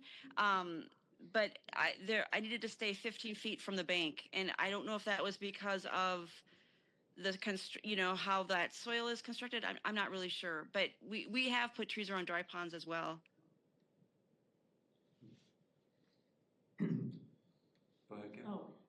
I had a quick question, Anna. I know you guys have done a phenomenal job of identifying and dealing with all of the ash trees in the city, and especially in the various neighborhoods. and either treating them Yep. or taking them down. And I was just curious, based on kind of the tree diversity that you guys are focusing on, do you track, you know, what replacement trees you put in the neighborhoods? Or, Oh yeah, yes, it's all in our tree inventory. Yes, we how do do. you guys determine like what you're putting in? Is it just kind of what you have on hand, or based on what you're putting in No. neighborhoods? Well, we don't have any trees on hand. We do all of our planting contract, but through contracting in the spring. And so, you know, we look at the diversity that's in that neighborhood, and it's a right tree, right place situation. And our neighborhoods, the soil and the terraces in our neighborhoods varies tremendously. And so where a lot of our ash trees are, we actually have some of the better terrace soils around the cities. We have more options, but we're trying to really do a good job in doing not just diversity across the city, but across different neighborhoods. So where our ash trees are coming out, we are trying different species sometimes, depend in that neighborhood, depending, and just doing a whole, you know, a whole suite of different kinds of tree species that traditionally probably haven't been there. And like I said, some of our existing neighborhoods have some of the best soils, and we're able to do, you know, some different oak species. We're able to do quite a few of our, you know, our hackberry, our honey locust, our kind of go-tos that do well anywhere. We do throw some ginkgos here and there where there's going to be a lot of salt, and you know, and we just, you know, we really try. We're going for diversity is what we're going for, and it's all tracked in our tree inventory. Okay, great, thanks. And that's why, as Anna was presenting, just to bring up, you have a wonderful GIS system that was developed in-house that shows the spatial distribution. And a map like this could actually, you could turn on different colors for ACE or Quarkus if you wanted to get kind of a spatial representation where diversity is in the city. Great. I have a question. Can I ask a question? Yes, go ahead, Diane. Yeah, I was thinking, does the plan consider energy savings from the shading buildings and reducing heat islands by any chance? So, I mean, we have, so I'll let Rich answer that, I guess. In the current plan, no. Yeah. It wasn't in the scope of work to actually do an ecological assessment. However, I've got a data set, and it'll probably take me half a day of time, if that. So I told Anna that I'm going to do an assessment through a program called iTree, and that does give several different ecosystem benefits. One is actually amount of stormwater that's held by trees. Another is as you're getting to the energy savings. So it does various modeling that's been developed over the past 30 years with the Forest Service. And I think one of our goals moving forward, I hope we can do this, is, you know, our tree inventory it's pretty up to date. I mean, it's changed a little bit in the last 2 months because I haven't been on the field just taking out the ash trees and putting in and you know, and we still have to plant this spring. But every tree that's been planted up till last fall is in there. Just some of the ash tree removals aren't in there. But if we change some of our data points in how we're collecting them in our tree inventory, we should be able to in real time keep up with that iTree those iTree calculations. So that's one thing that we need to do, you know, moving forward. So it's just we have that running in the background at all times. Can I make a comment about that? So what I've learned over the years is that on the committee is that those pieces of data are also very important when Anna works to get contributions for new trees and other agencies and grants for writing grants for that. Having an accurate inventory has been very important. So that's been a great asset in being able to have that, and we need to keep it up. Yeah, no, thank you for that, Linda. And just a real-time example, you know, there was grant money available to plant trees in specific census blocks, and we were able to really take advantage of that opportunity because we had all that information in terms of what we had where, and it really served us well. And that led to, you know, the canopy renovation in Southdale, that led to the canopy renovation in Maple Lawn Heights, which you know, that all was grant money that we didn't have to pay for, which is significant. Andy Slager here. I have a question in regards to green spaces. Sure.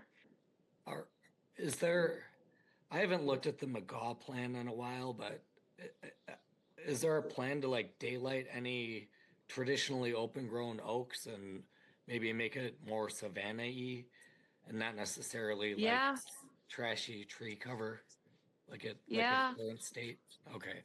Yeah, that's goal 3 in this plan. I mean, and Andy, if you want to look at goal 3 in this particular plan, that'd be great. And if you want to throw a comment my way, that'd be wonderful. Okay.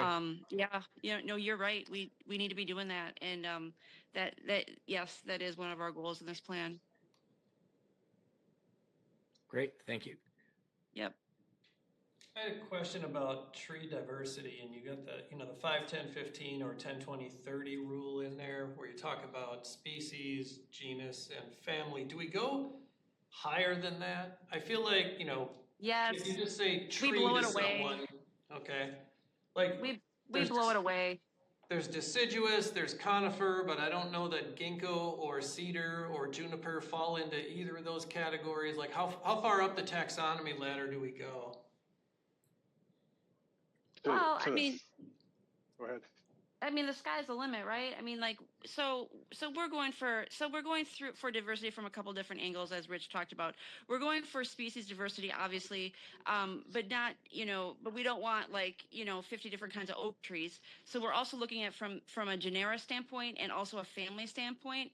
And if you look at our inventory, I think we're doing a really good job of trying to really, have a lot of different families out there, a lot of different genera out there, and also a lot of different species. We're also trying to get a lot of different age classes because we have a lot of young trees in our inventory. We're trying to, as you guys know, because we've worked with you on this, we're trying to preserve some of our older trees because one of the things that we need to just be cognizant of is, we need some of these, as Andy just suggested, we need some of these older oak trees, and we're not really managing for them actively, and we need to be doing that. So we're also looking at, retaining some of our older trees and landscape. We're also trying to capture different kinds of diversity from a planting space perspective. Like I mentioned before, we've been planting around dry ponds. We've been planting around some of our wet ponds as it's appropriate. We've also been looking at, okay, great, we've got some 4-foot terraces in the city. How do we capture that those areas? And the answer was, well, bare root nursery stock. We typically don't plant that, but in those areas we did, and we actually had 100% success rate. So we really are looking at diversity from 3 different perspectives, and it really is a cornerstone of what we're doing. And so we're blowing away those general rules of, that are kind of the baseline. We're blowing them away and really reaching a little bit higher. Nice.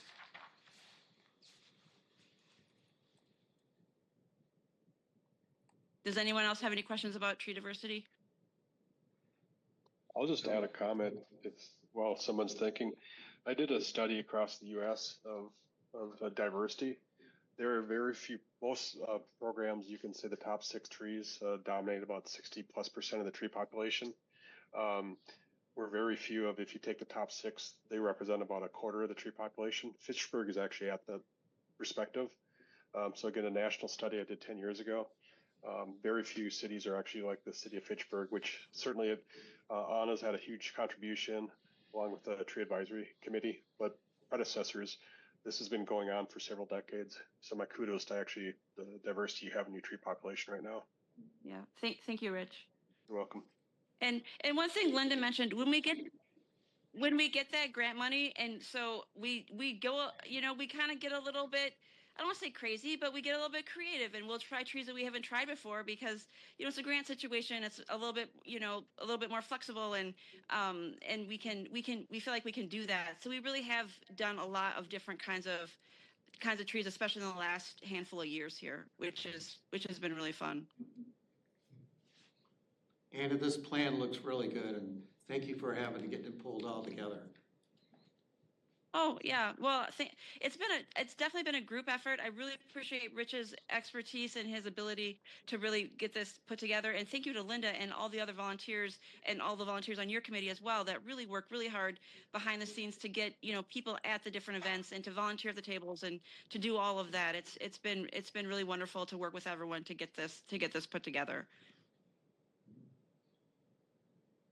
Thank you guys. Yeah, I can speak to, it's been a pleasure to work with you guys when we did have our event in the past, and if there's something that you want to do again in the future, feel free to reach out to us. You know, and as we're trying to roll this out, you know, happy to support that if we can with an event. We're trying to have events, you know, around quarterly or quarterly to semi-annually, somewhere in there. So if there's an idea that you guys have for an event and we can kind of, you know, support you, I think we had pretty good turnout at the event we did have together. Absolutely, yeah. Happy to do that. But appreciate everything that you guys do. Rich, I know you mentioned at one point that you wanted us to review this and provide any recommendations. Is this plan finalized, or were you still looking? Nope. Okay. Nope. Yeah, public comment period. Do we have anybody that would like to volunteer to read through it and provide some comments? Yeah, you can put me down. Okay, Andrew? Awesome. Thank you, Andy. Yep. Very good. Thank you, Andy. If the rest of us have questions, should we send them directly to Anna, or should we funnel them all through Andy? I think if anybody else looks at it, we should funnel them to Andy, you know, and then funnel kind of our collective,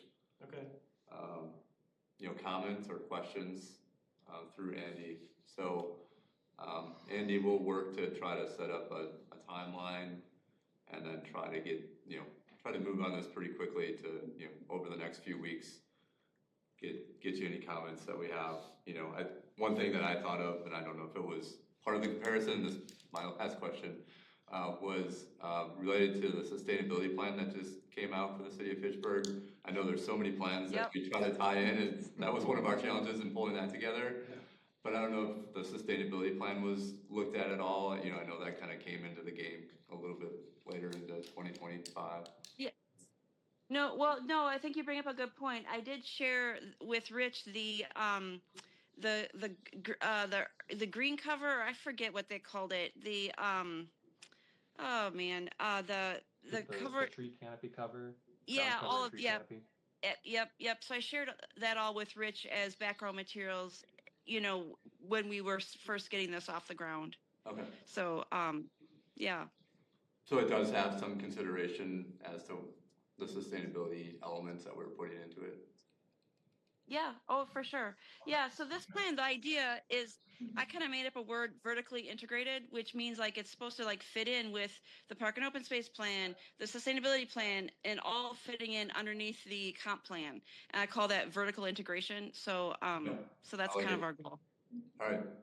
And just to add one more note related to that, with the sustainability plan, where other plans existed, we wanted to build off of those and not step on toes. So when we Pale Blue Dot did conduct that ground cover and tree canopy study before we went into this process, and then you know we got a lot of feedback from Anna to make sure that what we were doing in the sustainability plan aligned with what she was already working towards. So it's not so much from my perspective that you know, the strategic forestry management plan that they've been working on needed to look to the sustainability plan so much as long as it's consistent with the work she's already doing, then the sustainability plan is going to reflect that as well. It's tied so into that's her work. her plans are the primary ones. The sustainability plan was kind of trying to look at those and build off of them.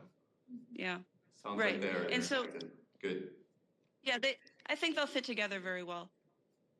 As a group, you just made your first contribution because I, in the appendix, I didn't actually bring in the different parts of the sustainability plan that deal with, just did a simple, you know, search for forest in the plan. There's 24 cases. I'm going to pull those in the appendix, but yes, this is important stuff that this should vertically integrate into. So good job. Without even providing a document, I'll put this in. So thank you. Yeah, thank you, Rich. I thought I had it perfect. I'm flawed. There's a lot of data to pull in from. So, all right. Well, thank you very much for your time and for your effort on this. This is great. Thank you. It looks great. Feel free to reach out whenever, guys.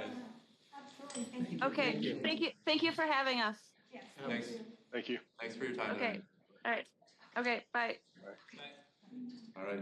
Moving on to resolution R 23225, authorizing Dane County services for stormwater and permit review and erosion control inspection in 2026. Do I have a motion to approve this resolution? I'll move to approve. I second. All right. Any discussion?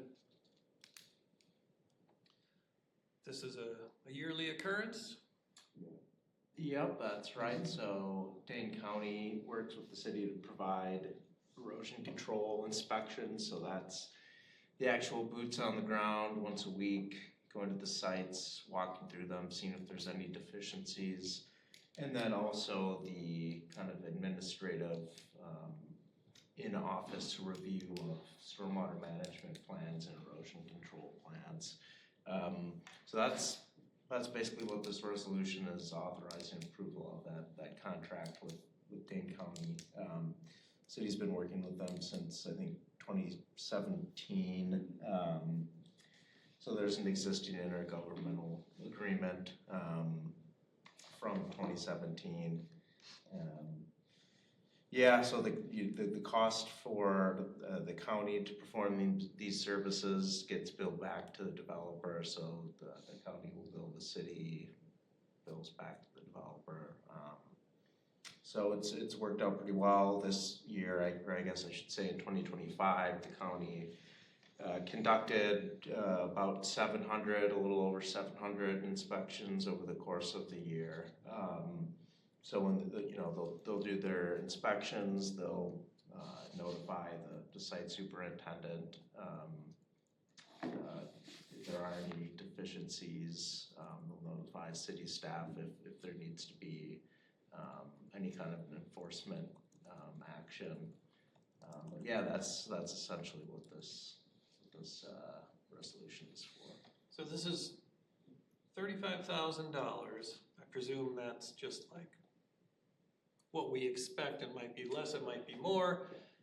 And this is to pay for the wages, the salary or wages for the county staff. Yep, exactly. Does any portion of that get billed back to the developers, or is it just like fines and stuff? What are we billing back to developers? Sure. So if the county goes out and does an inspection at a site, it takes them 1 hour. They'll bill the city 1 hour of their time. That hour then gets billed back to the developer. So because it's the developer's project, they're the one that's creating the need for this erosion control inspection. They eventually are responsible for paying the fee for the inspection. So it goes to the city, and the city basically just passes it through. So what is the $35,000 in this resolution actually for? Right. So the way we have to set up the pre-approvals is we do still have to kind of show, okay, there's $15,000 estimate that gets charged to the city for these services that gets billed back, even though the city's made whole. They still have to show that $15,000. And then the other piece of that is city projects where it doesn't get billed back. So, for instance, like the hub, when they did erosion control inspections out there, that would be charged to the city, and the city, there's no one to bill. So I guess what I'm getting at is the county is probably doing way more than $35,000 worth of work. It's just that most of it's being billed back to the developers. So they're doing about $35,000 worth of work. It's just that the city only ends up paying for like half of that, or less, really, like a third of that, or a quarter even. Okay. Is that on page 82, breakdown between the public and the private billing? Yep, exactly. Any other questions? Comments? All right, I think we're ready to vote.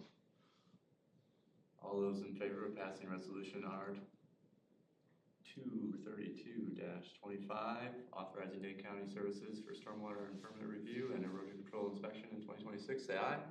Aye. Opposed? All right, hearing none, that has passed. Thank you, Ben. Moving on to agenda item 5A, finalizing the RCC annual report. So I think this probably will go pretty quickly.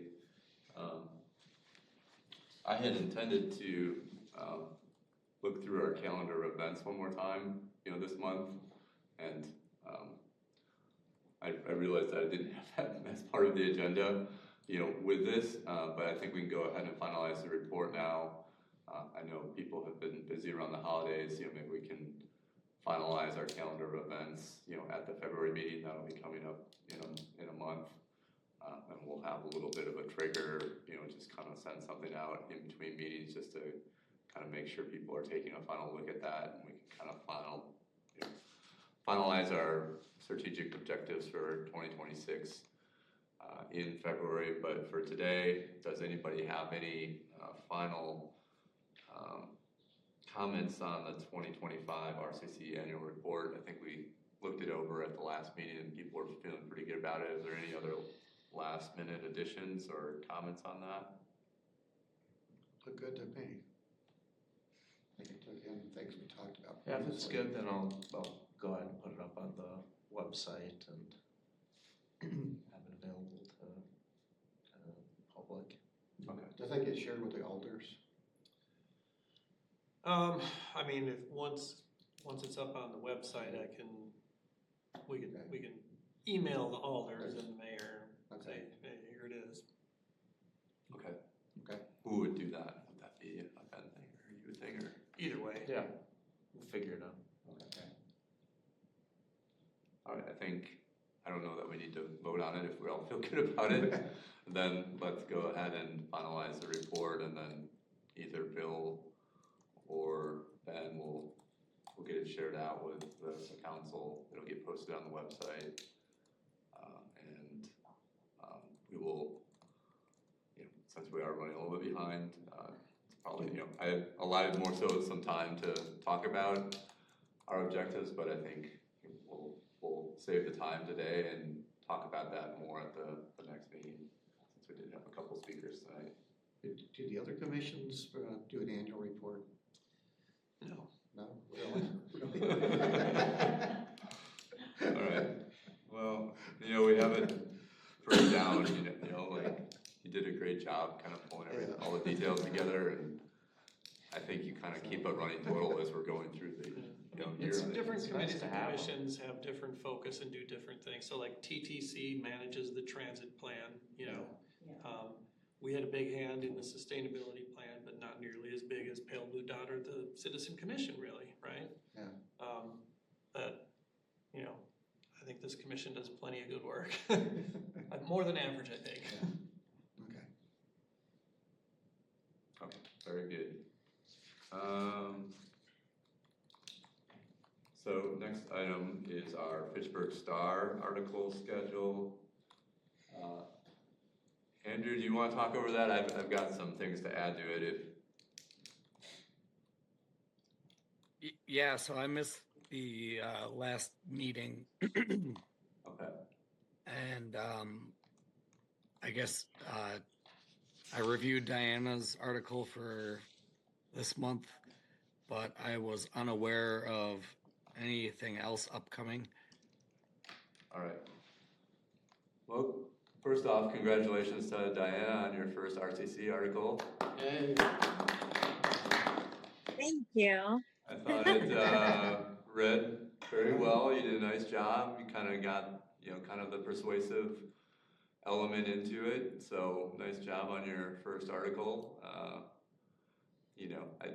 I appreciate you squeezing that in around the holidays, and for people that had the chance to review it, give feedback, and she has now worked through that process. So you're I was very excited to share about my my own experience, and maybe someone that is reading can just do it. Yeah, I read it in the actual hard copy version, but it should also be available online on the Fitchburg Star. So if you want to go there, and if you wanted to share out your article with anybody else, feel free to do that. But thanks again for getting that put together at the end of the year. Yeah, I don't know how long this feature has been here. I'm looking at the article on fitchburgstar.com, and there's a button I can push to listen to the article. So they got some text-to-speech thing. Yeah. It's about 4.5 minutes. Yeah. Yeah, I I saw noticed it, that the other and day. there's a last time I was there. picture there. Yeah, sorry. There's a picture there, and I was just like, who's that person? And I thought it was related to another article. Do you see the picture? I don't know. Picture. I just assumed that was you from maybe 20 years ago. I don't know. They dug up they Googled your name and found a picture of you from long, long ago, or. I've been writing articles all these years. I've never had my photo. I think I sent a headshot. Yeah, I was just, I didn't expect that. I thought that they're going to put like some light bulbs or like, some insulation, whatever. I don't know. But then I saw a picture and I was like, oh, maybe it's related to another article. And then I was like reading and then, oh no, okay. The picture is actually you, right? The picture is actually you, right? No, it's not me. Is that you? I don't know who's that Oh, person. that's the problem. I didn't realize. I have no idea. Oh. I'll have to go back and look at that again. I was looking at him like, man, I didn't think she looked quite like that. All right. Editorial liberties, right? Maybe it's just a Getty image. So I guess I also, did I share it out? I did share it out. So I wrote one on food scrap, which is kind of one that we just have in the hopper, ready to go. I guess if anybody has any comments on that, I could share that. I shared it out around the holidays as well, so maybe it wouldn't hurt to share that back out right before we end up submitting that one. And then Diane Streck reached out to me, and she's volunteered to write an article on the new plastic film recycling that we can do out at the recycling site. So we could have her do that anytime. I could hold on to my article for a little while, but I think that gets us probably at least through the next couple of months right now. And we can kind of be thinking about what other articles we want and maybe set a couple ahead of that at the next meeting. So be thinking of potential articles that you might want to write this year. There'll be plenty of additional opportunities, but I think we're pretty much set through the month of March. So somebody would be needing to prepare one at the end of March to go in the April star and sit on. I know Ron recommended I write something about prescribed burning since I'm heavily involved with that. And I think March would be an appropriate date for that. Okay. Since burn season is usually, March and April, depending on the weather. Yeah, we could do that in March. I think my food scrap drop off, could probably, we have some social media that's going out on that. So I put together 8 different social media posts and shared those with Ben, and I think at least the first one has gone out, but we have, and I think it did pretty well. Yeah, like maybe the most interacted with post I've seen. Oh, really? So we have 8 of those posts, and we're gonna just kind of put a couple out a month over the next 4 months. But it kind of hits, the why of the food scrap and, kind of hits, all kinds of different angles at it. And so I feel like we could maybe put the article out in, either April or March. So if there's, April or May, still would be a good time because people, I think one of the things that I'm finding just as a little bit of a discernment is that, I was talking to somebody else in Monona, and they can drive right up to theirs, and, there is this little, 50-foot gap where, I gotta walk through the snow or something like that, and if I'm, one of our dedicated cohorts that's doing this, I can only imagine that might attract others. I think the location is good, in terms of around so many multi-family buildings and central to those and at a city park. If we only had like Friends of the Fitchburg Parks group that could volunteer to shovel the area in front of that? Yeah, I mean, you gotta walk through grass no matter what, it's not, yeah. So, just a little something, you know, like I think it's doing well, like every time I go, there's, you know, a lot of food scrap, and I think Ben's gonna share something a little bit later. I noticed in the staff notes on how much weight has been collected so far. It's over 2 tons. It's a lot. So Andy, why don't you plan on that article for March then? So you would be trying to get that done at the end of February. You know, just to kind of reiterate, you know, our game plan on these. So we want to be trying to get the draft out and giving our commissioners, fellow commissioners, about a week to look it over before we're trying to submit it. You know, either that last Friday or certainly if it's an early Friday in the month. So in this case, like January 2nd was okay, but you know that, you know, we want to try to get that into the Star about a week before, you know, it's going to press. And so it went to press on January 9th. So, so just try to kind of keep those timelines in mind as you're trying to get an article out to share it. Sounds good.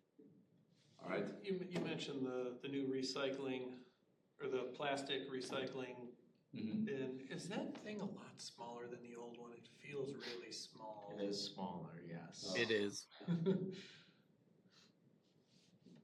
I only was out there once. I dropped some stuff off. Completely full when I got there. Yeah, we're once it was full, yeah. up in the frequency, collection frequency. What was the frequency and what's it changing to? I think they were doing Tuesday, Thursday, and now we're gonna try Monday, Wednesday, Friday. Wow. Okay. Tuesday, Thursday, it fills up, you know, just on the Wednesday. Wow. Well, wait Maybe till it was plastic Monday, free Thursday. July, then it won't Yeah. fill Oh, up at okay. all.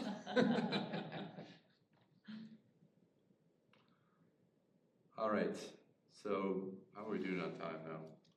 5 minutes behind at least. 5 minutes behind, yeah. Okay, so I have a question, really quick. go ahead. Is that okay? How do we know how many people we reach with the newspaper? I wonder. I don't know. We have numbers or? Well, it doesn't go out to all Fitchburg residents anymore. I don't know how many paper copies are going out. I mean, there's what, roughly 6,000 single-family homes in the city of Fitchburg. I don't know if it's going to every single family home, and I don't know if there's any type of distribution happening in multifamily complexes at all. Yeah, I'm not sure. I don't think it goes to all the single family homes. Yeah, so there's 6,500 or so single family homes. I think most of them are getting the Star. But not all of them. But not all of them. And then of course there's the e-edition. I assume that is, you know, pretty popular. But yeah, I don't know exactly what they're. But this issue had the solid waste schedule in it, which was nice. It did, yeah. So, you know, Diana, that would probably be a pretty good follow-up question. You know, you have the editor's name now, you know, you could just follow up and say thanks for sending the article over or publishing the article. Really appreciate it. You know, just kind of curious as to what the current distribution is, you know, readership, you know, that we're reaching. We're just trying to, you know, get an idea of how many people we're reaching with these articles. So, if you don't mind following up with him and trying to get, you know, some information, you could share it at the next meeting. Okay, that sounds great. Thank you. Yeah, thank you. So, agenda item 5C, 2026 RCC annual event planning and January Green Thursday film. So we do have a green film coming up on January 22nd. We have a flyer put together. Kim, I'll pass it over to you. You can kind of. All right. So Ben does a fabulous job with flyers. The upcoming film for January 22nd at the Fitchburg Public Library is Feeding Tomorrow. It's a documentary film, and it basically talks about the modern food system, the individuals working to create a more sustainable and equitable future, and highlights challenges like ecosystem destruction, climate change, and health epidemics related to food. It starts, doors open at 5:45, film at 6, and we're asking all citizens to bring a refillable water bottle. We'll have a jug of water there, and then provide popcorn, and then a discussion following the film. So, seemed like a timely topic. Did you bring copies by chance today? I'll print them out. I just printed out one, because I was like. It was at 5:45? Doors open at 5:45, film starts at 6. And then just in terms of, I don't know, do you want us to talk about outreach in terms of outreach? Yeah, so I think, you know, we did some outreach with the last one. I think we could have, you know, done a little better job. So I think we're trying to improve on that with this event. You know, I remember we had a couple of little hitches that we're trying to work through with the last one, but you know, Sharon, who's kind of another member of our community outreach subcommittee, isn't getting back until just a couple days before this. So, you know, that's why we wanted to get some flyers now. I know Ben's gonna post them around City Hall.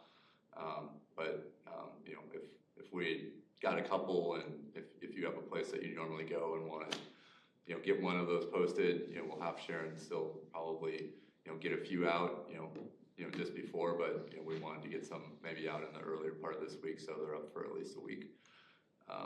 So that's part of our plan, but then, you know, I typically send out an email with, you know, giving people a blurb, a little bit of a marketing blurb if you want to do a social media post on it. It's just giving some basic event details.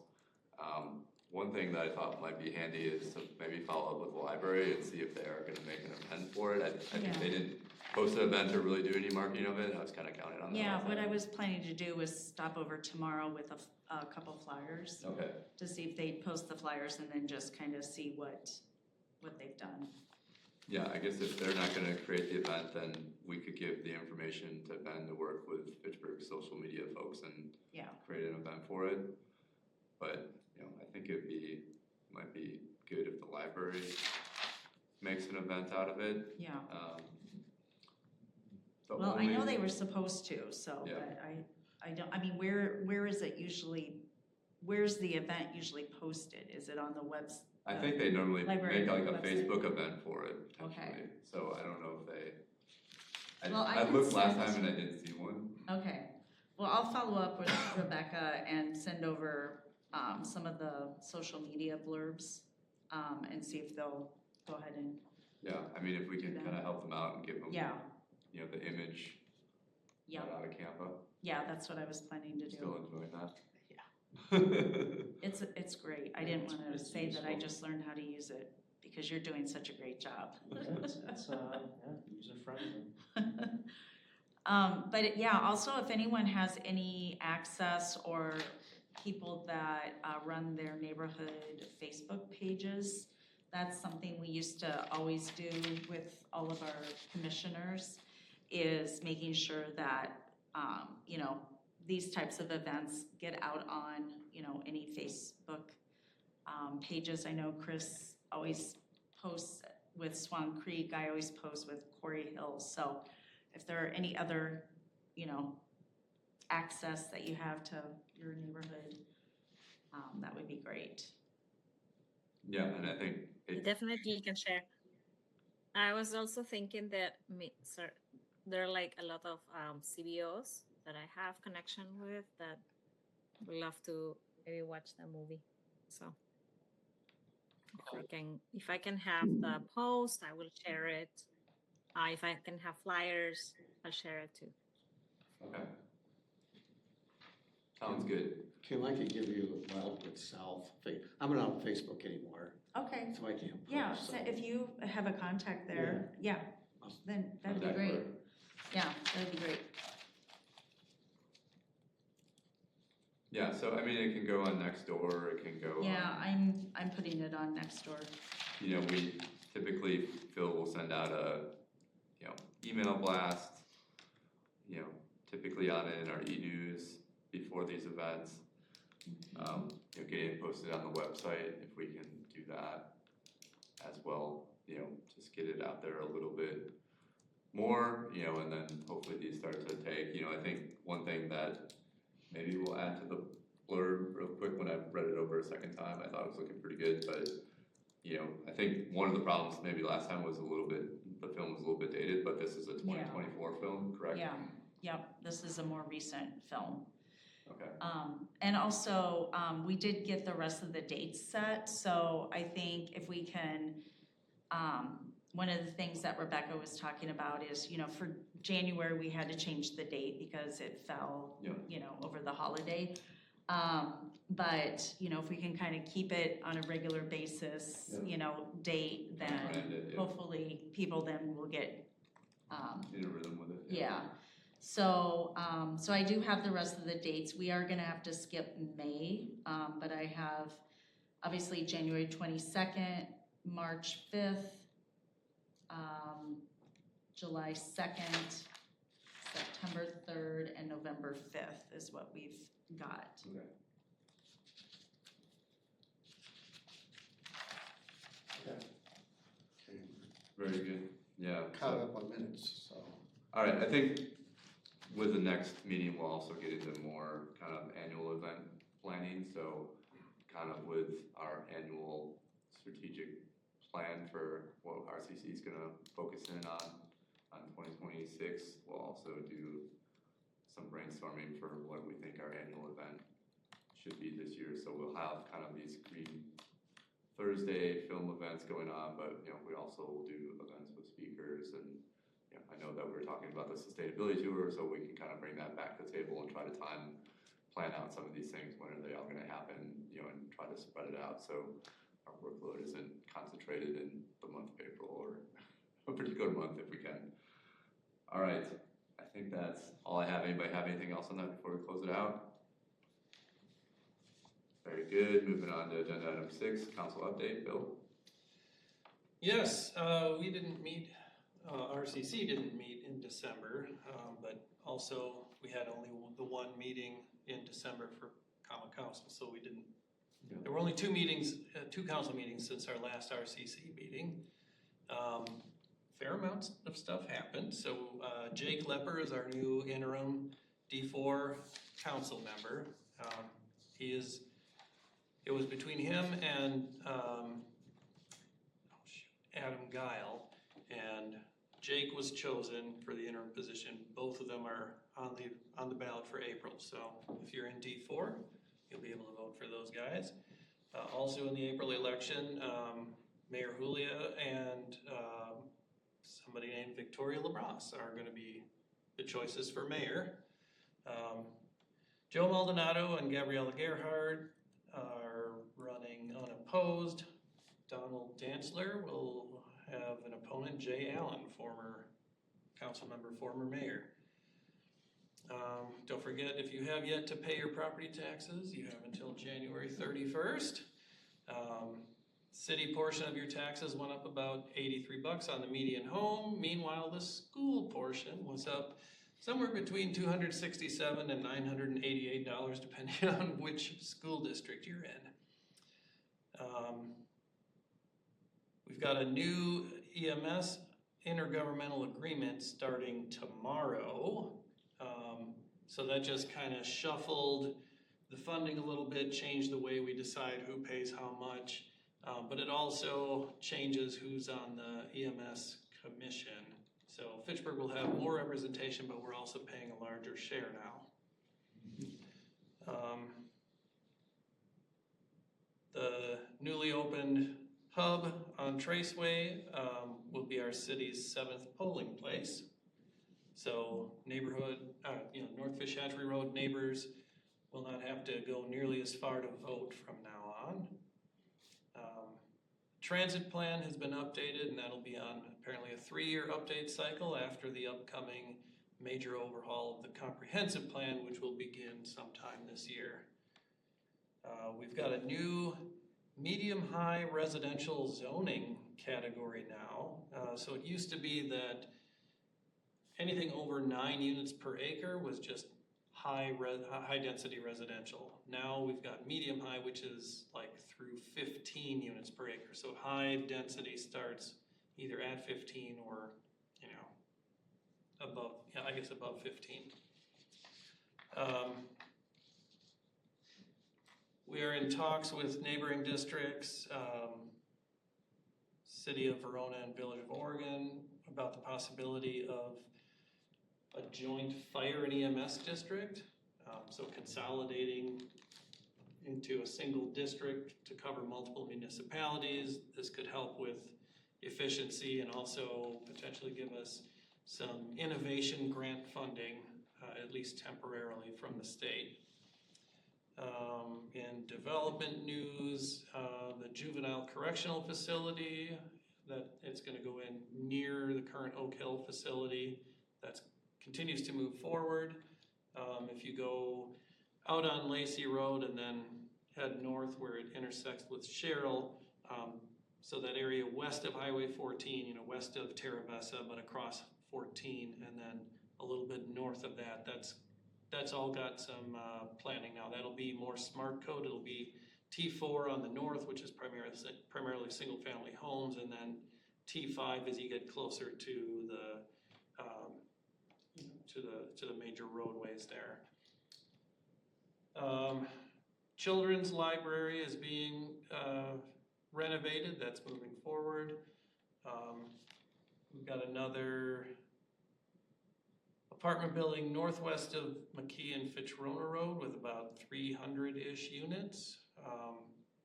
So that's just across the street from Target to the north. That'll be probably another Texas wrap where they have structured parking in the middle, and then whatever floor you live on, that's the area, that's the floor you would park your car on. I guess of interest to the RCC, the flock camera contract for the camera off at the recycling drop-off area was not renewed. A lot of concerns over flock's handling of data. So I guess not entirely sure what's going to happen with that moving forward. Passed a resolution saying that all ribbon cuttings on city-owned land going forward are going to include a land acknowledgement with input from the Ho-Chunk Nation representatives.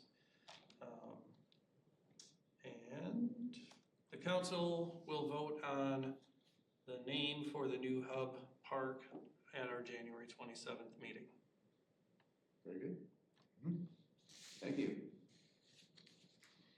All right, moving on to staff and commissioner updates. Ben, you want to start off with solid waste? Yeah, so since starting on October 27th of last year, they've collected over 1,100 gallons, which is estimated to be around 4,200 pounds of food scraps at the Swan Creek Food Scrap Stop collection site. The city's also started collecting holiday string lights, so that's the cart up in the City Hall vestibule. A lot of people have been bringing those in the past few weeks. And yep, so as Bill mentioned, we were kind of looking at some potentially other options for site security at the drop-off site with the flock camera contract being terminated. And those are kind of the highlights for solid waste. All right, stormwater. For stormwater, we received bids from 4 contractors for a storm sewer televising project. So we're looking to televise storm sewer largely within roads that are planned to be resurfaced within the next few years. So we're not keeping any old or damaged pipe under freshly paved roadways. the 2025 stormwater utility facility maintenance project started towards the beginning of December last year. So that's the Quarry Hill Pond, which is pretty much dredged at this point. They just have to come back and do restoration. And then it's also the Techlands infiltration basin. So they just started mobilizing over there within the last few days. That work should all be wrapped up sometime in February. Had some quarterly meetings, met with Heartland Ecological regarding the 26th through 28th vegetation management contract, so that will get a resolution with that coming in at the February meeting. Finished up some inspections ahead of the 2026 street resurfacing project. And then just kind of continued to work on some of our design projects that we've got in the hopper right now. So Schumett storm sewer upsizing and Yarmouth Greenway stream bank stabilization project were two that we were moving forward over the last couple of months. Very good. And sustainability, Phil?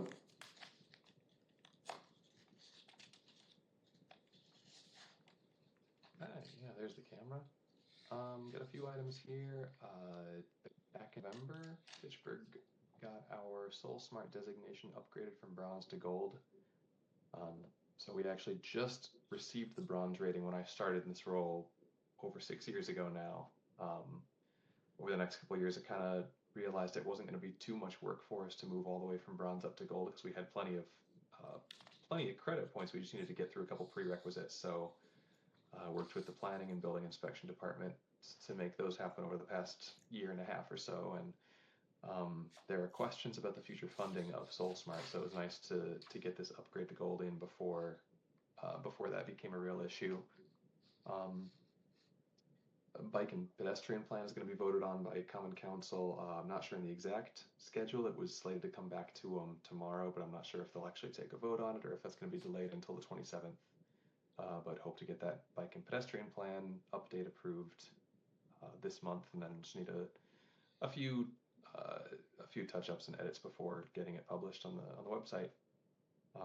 Still working on that EV charging station at McKee Farms Park. I don't remember if this was already underway at the November meeting when I gave a staff update. I think it was, but we have been approved by the county as one of the recommended sites for level 2 EV charging group of 4 stations at the McKee Farms Park parking lot.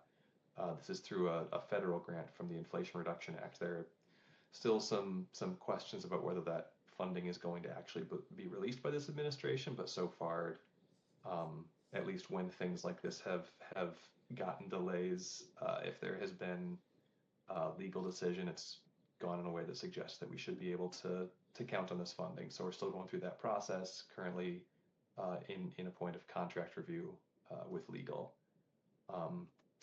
When we get contracts hammered out and actually get things to the point of signing with the county, then we'll bring that to council, and my guess is it'll be referred out to RCC and probably Parks Commission as well. So you'll hear more about that when we get to that stage. Ron, hopefully you've noticed, I know this has been a long time coming, but we got those EV preferred parking signs out in front of the community center finally. I saw that. There are ongoing discussions about we're still having some ongoing discussions about improving the situation there in general, just because, as you've noted, one, the signs weren't there, and so the spots were often taken where anybody who's not using accessible parking could actually make use of the chargers.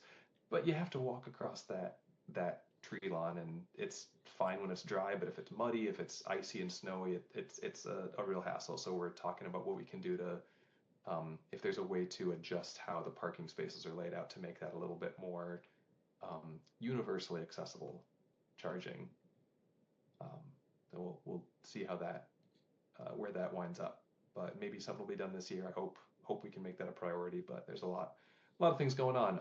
Another one that I didn't get into the packet is that so last year after the sustainability conference in Dubuque, which sidebar, unfortunately won't be happening this year due to all the various municipal funding concerns that are going on right now for sustainability. during and after that conference, I went through a Lead for Cities Accelerator program that was hosted by the U.S. Green Building Council.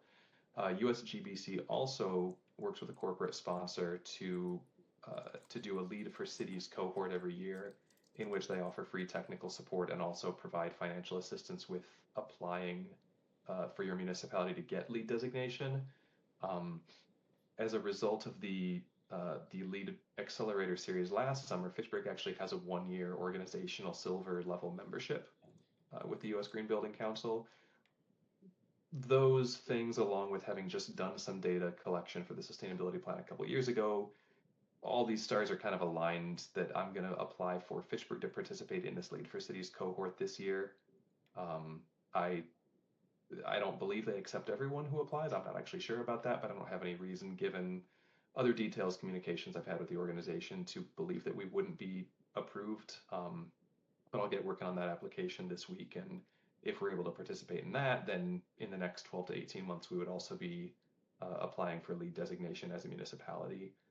I know Middleton was the first municipality in Dane County that went through this a couple years ago, and they were designated gold. So wouldn't necessarily say I know how we would compare quantitatively to Middleton on a number of these categories, but it gives me hope that we would succeed at being certified as a LEED city. At what level, we'd have to go through the process to find out. But that's something I'll be kicking off the next couple months, and because I'll be working with the planning department on the comprehensive plan update that's beginning, hopefully there will be a chance to kind of align some of the language and goals between those two things. So just those couple items. Thank you, Phil. Appreciate it. Are there any other activities being conducted or monitored by other commissioners that they want to share now? I have one, as long as we're talking about EV charging stations and stuff. The MPO Policy Board passed a resolution to the 2025-2029 Transportation Improvement Program to get EV charging stations at Quick Trip out on American Parkway north of the 90-151 interchange, as well as at the County N Town of Pleasant Springs Travel Plaza, about 14 miles south of the other one, just off of I-3990. Okay. That would have come in handy for me yesterday. Yeah, okay. I've got a little story after the meeting. I guess another couple of things, I'll just mention them now. The Beltline PEL study, was that environmental linkages, whatever that's the name of the study, that whatever that stands for. They are taking public comments until January 31st. As of right now, they've got in the plan for study to go to NEPA is a whole bunch of options in there, including adding lanes to the Beltline, which, you know, is adding lanes in 2025, maybe kind of, I liken that to, hey, we need more electricity, let's build a coal plant. But there's a lot of other good stuff in there too, though. They're, you know, reconnecting certain neighborhoods that were cut off when the Beltline was constructed initially, adding some overpasses for pedestrians and bikers, and at least one of them, they also want to, you know, make it a bigger overpass so that they can get bus service across the Beltline too. You can comment until January 31st, and it's easy enough to find. Just Google for Madison Beltline PEL and find the public input page. And then finally, at the January 28th Committee of the Whole meeting, we've got, there's a Passive House architect and a Passive House project manager that are going to be doing a presentation. So I think I've mentioned Passive House before. It's a specification for energy efficiency of buildings. And what it amounts to is that, you know, it's roughly a passive building would consume roughly 1/6 as much heating and cooling energy as a code minimum building today. Wow. Yeah. So, you know, I think I may even have said this in this meeting before, but imagine you can snap your finger and all of the current buildings become passive buildings, and then add 5 times more. And so we could have 200, we could have a 250,000 people in the city and not burn any more gas for heating if everything was passive buildings. So I think this is, something that is extremely important for the climate and energy efficiency. So Interesting. it might be interesting for everybody to attend. It was what, the 28th you said? Wednesday the 28th at 6:30, council chambers.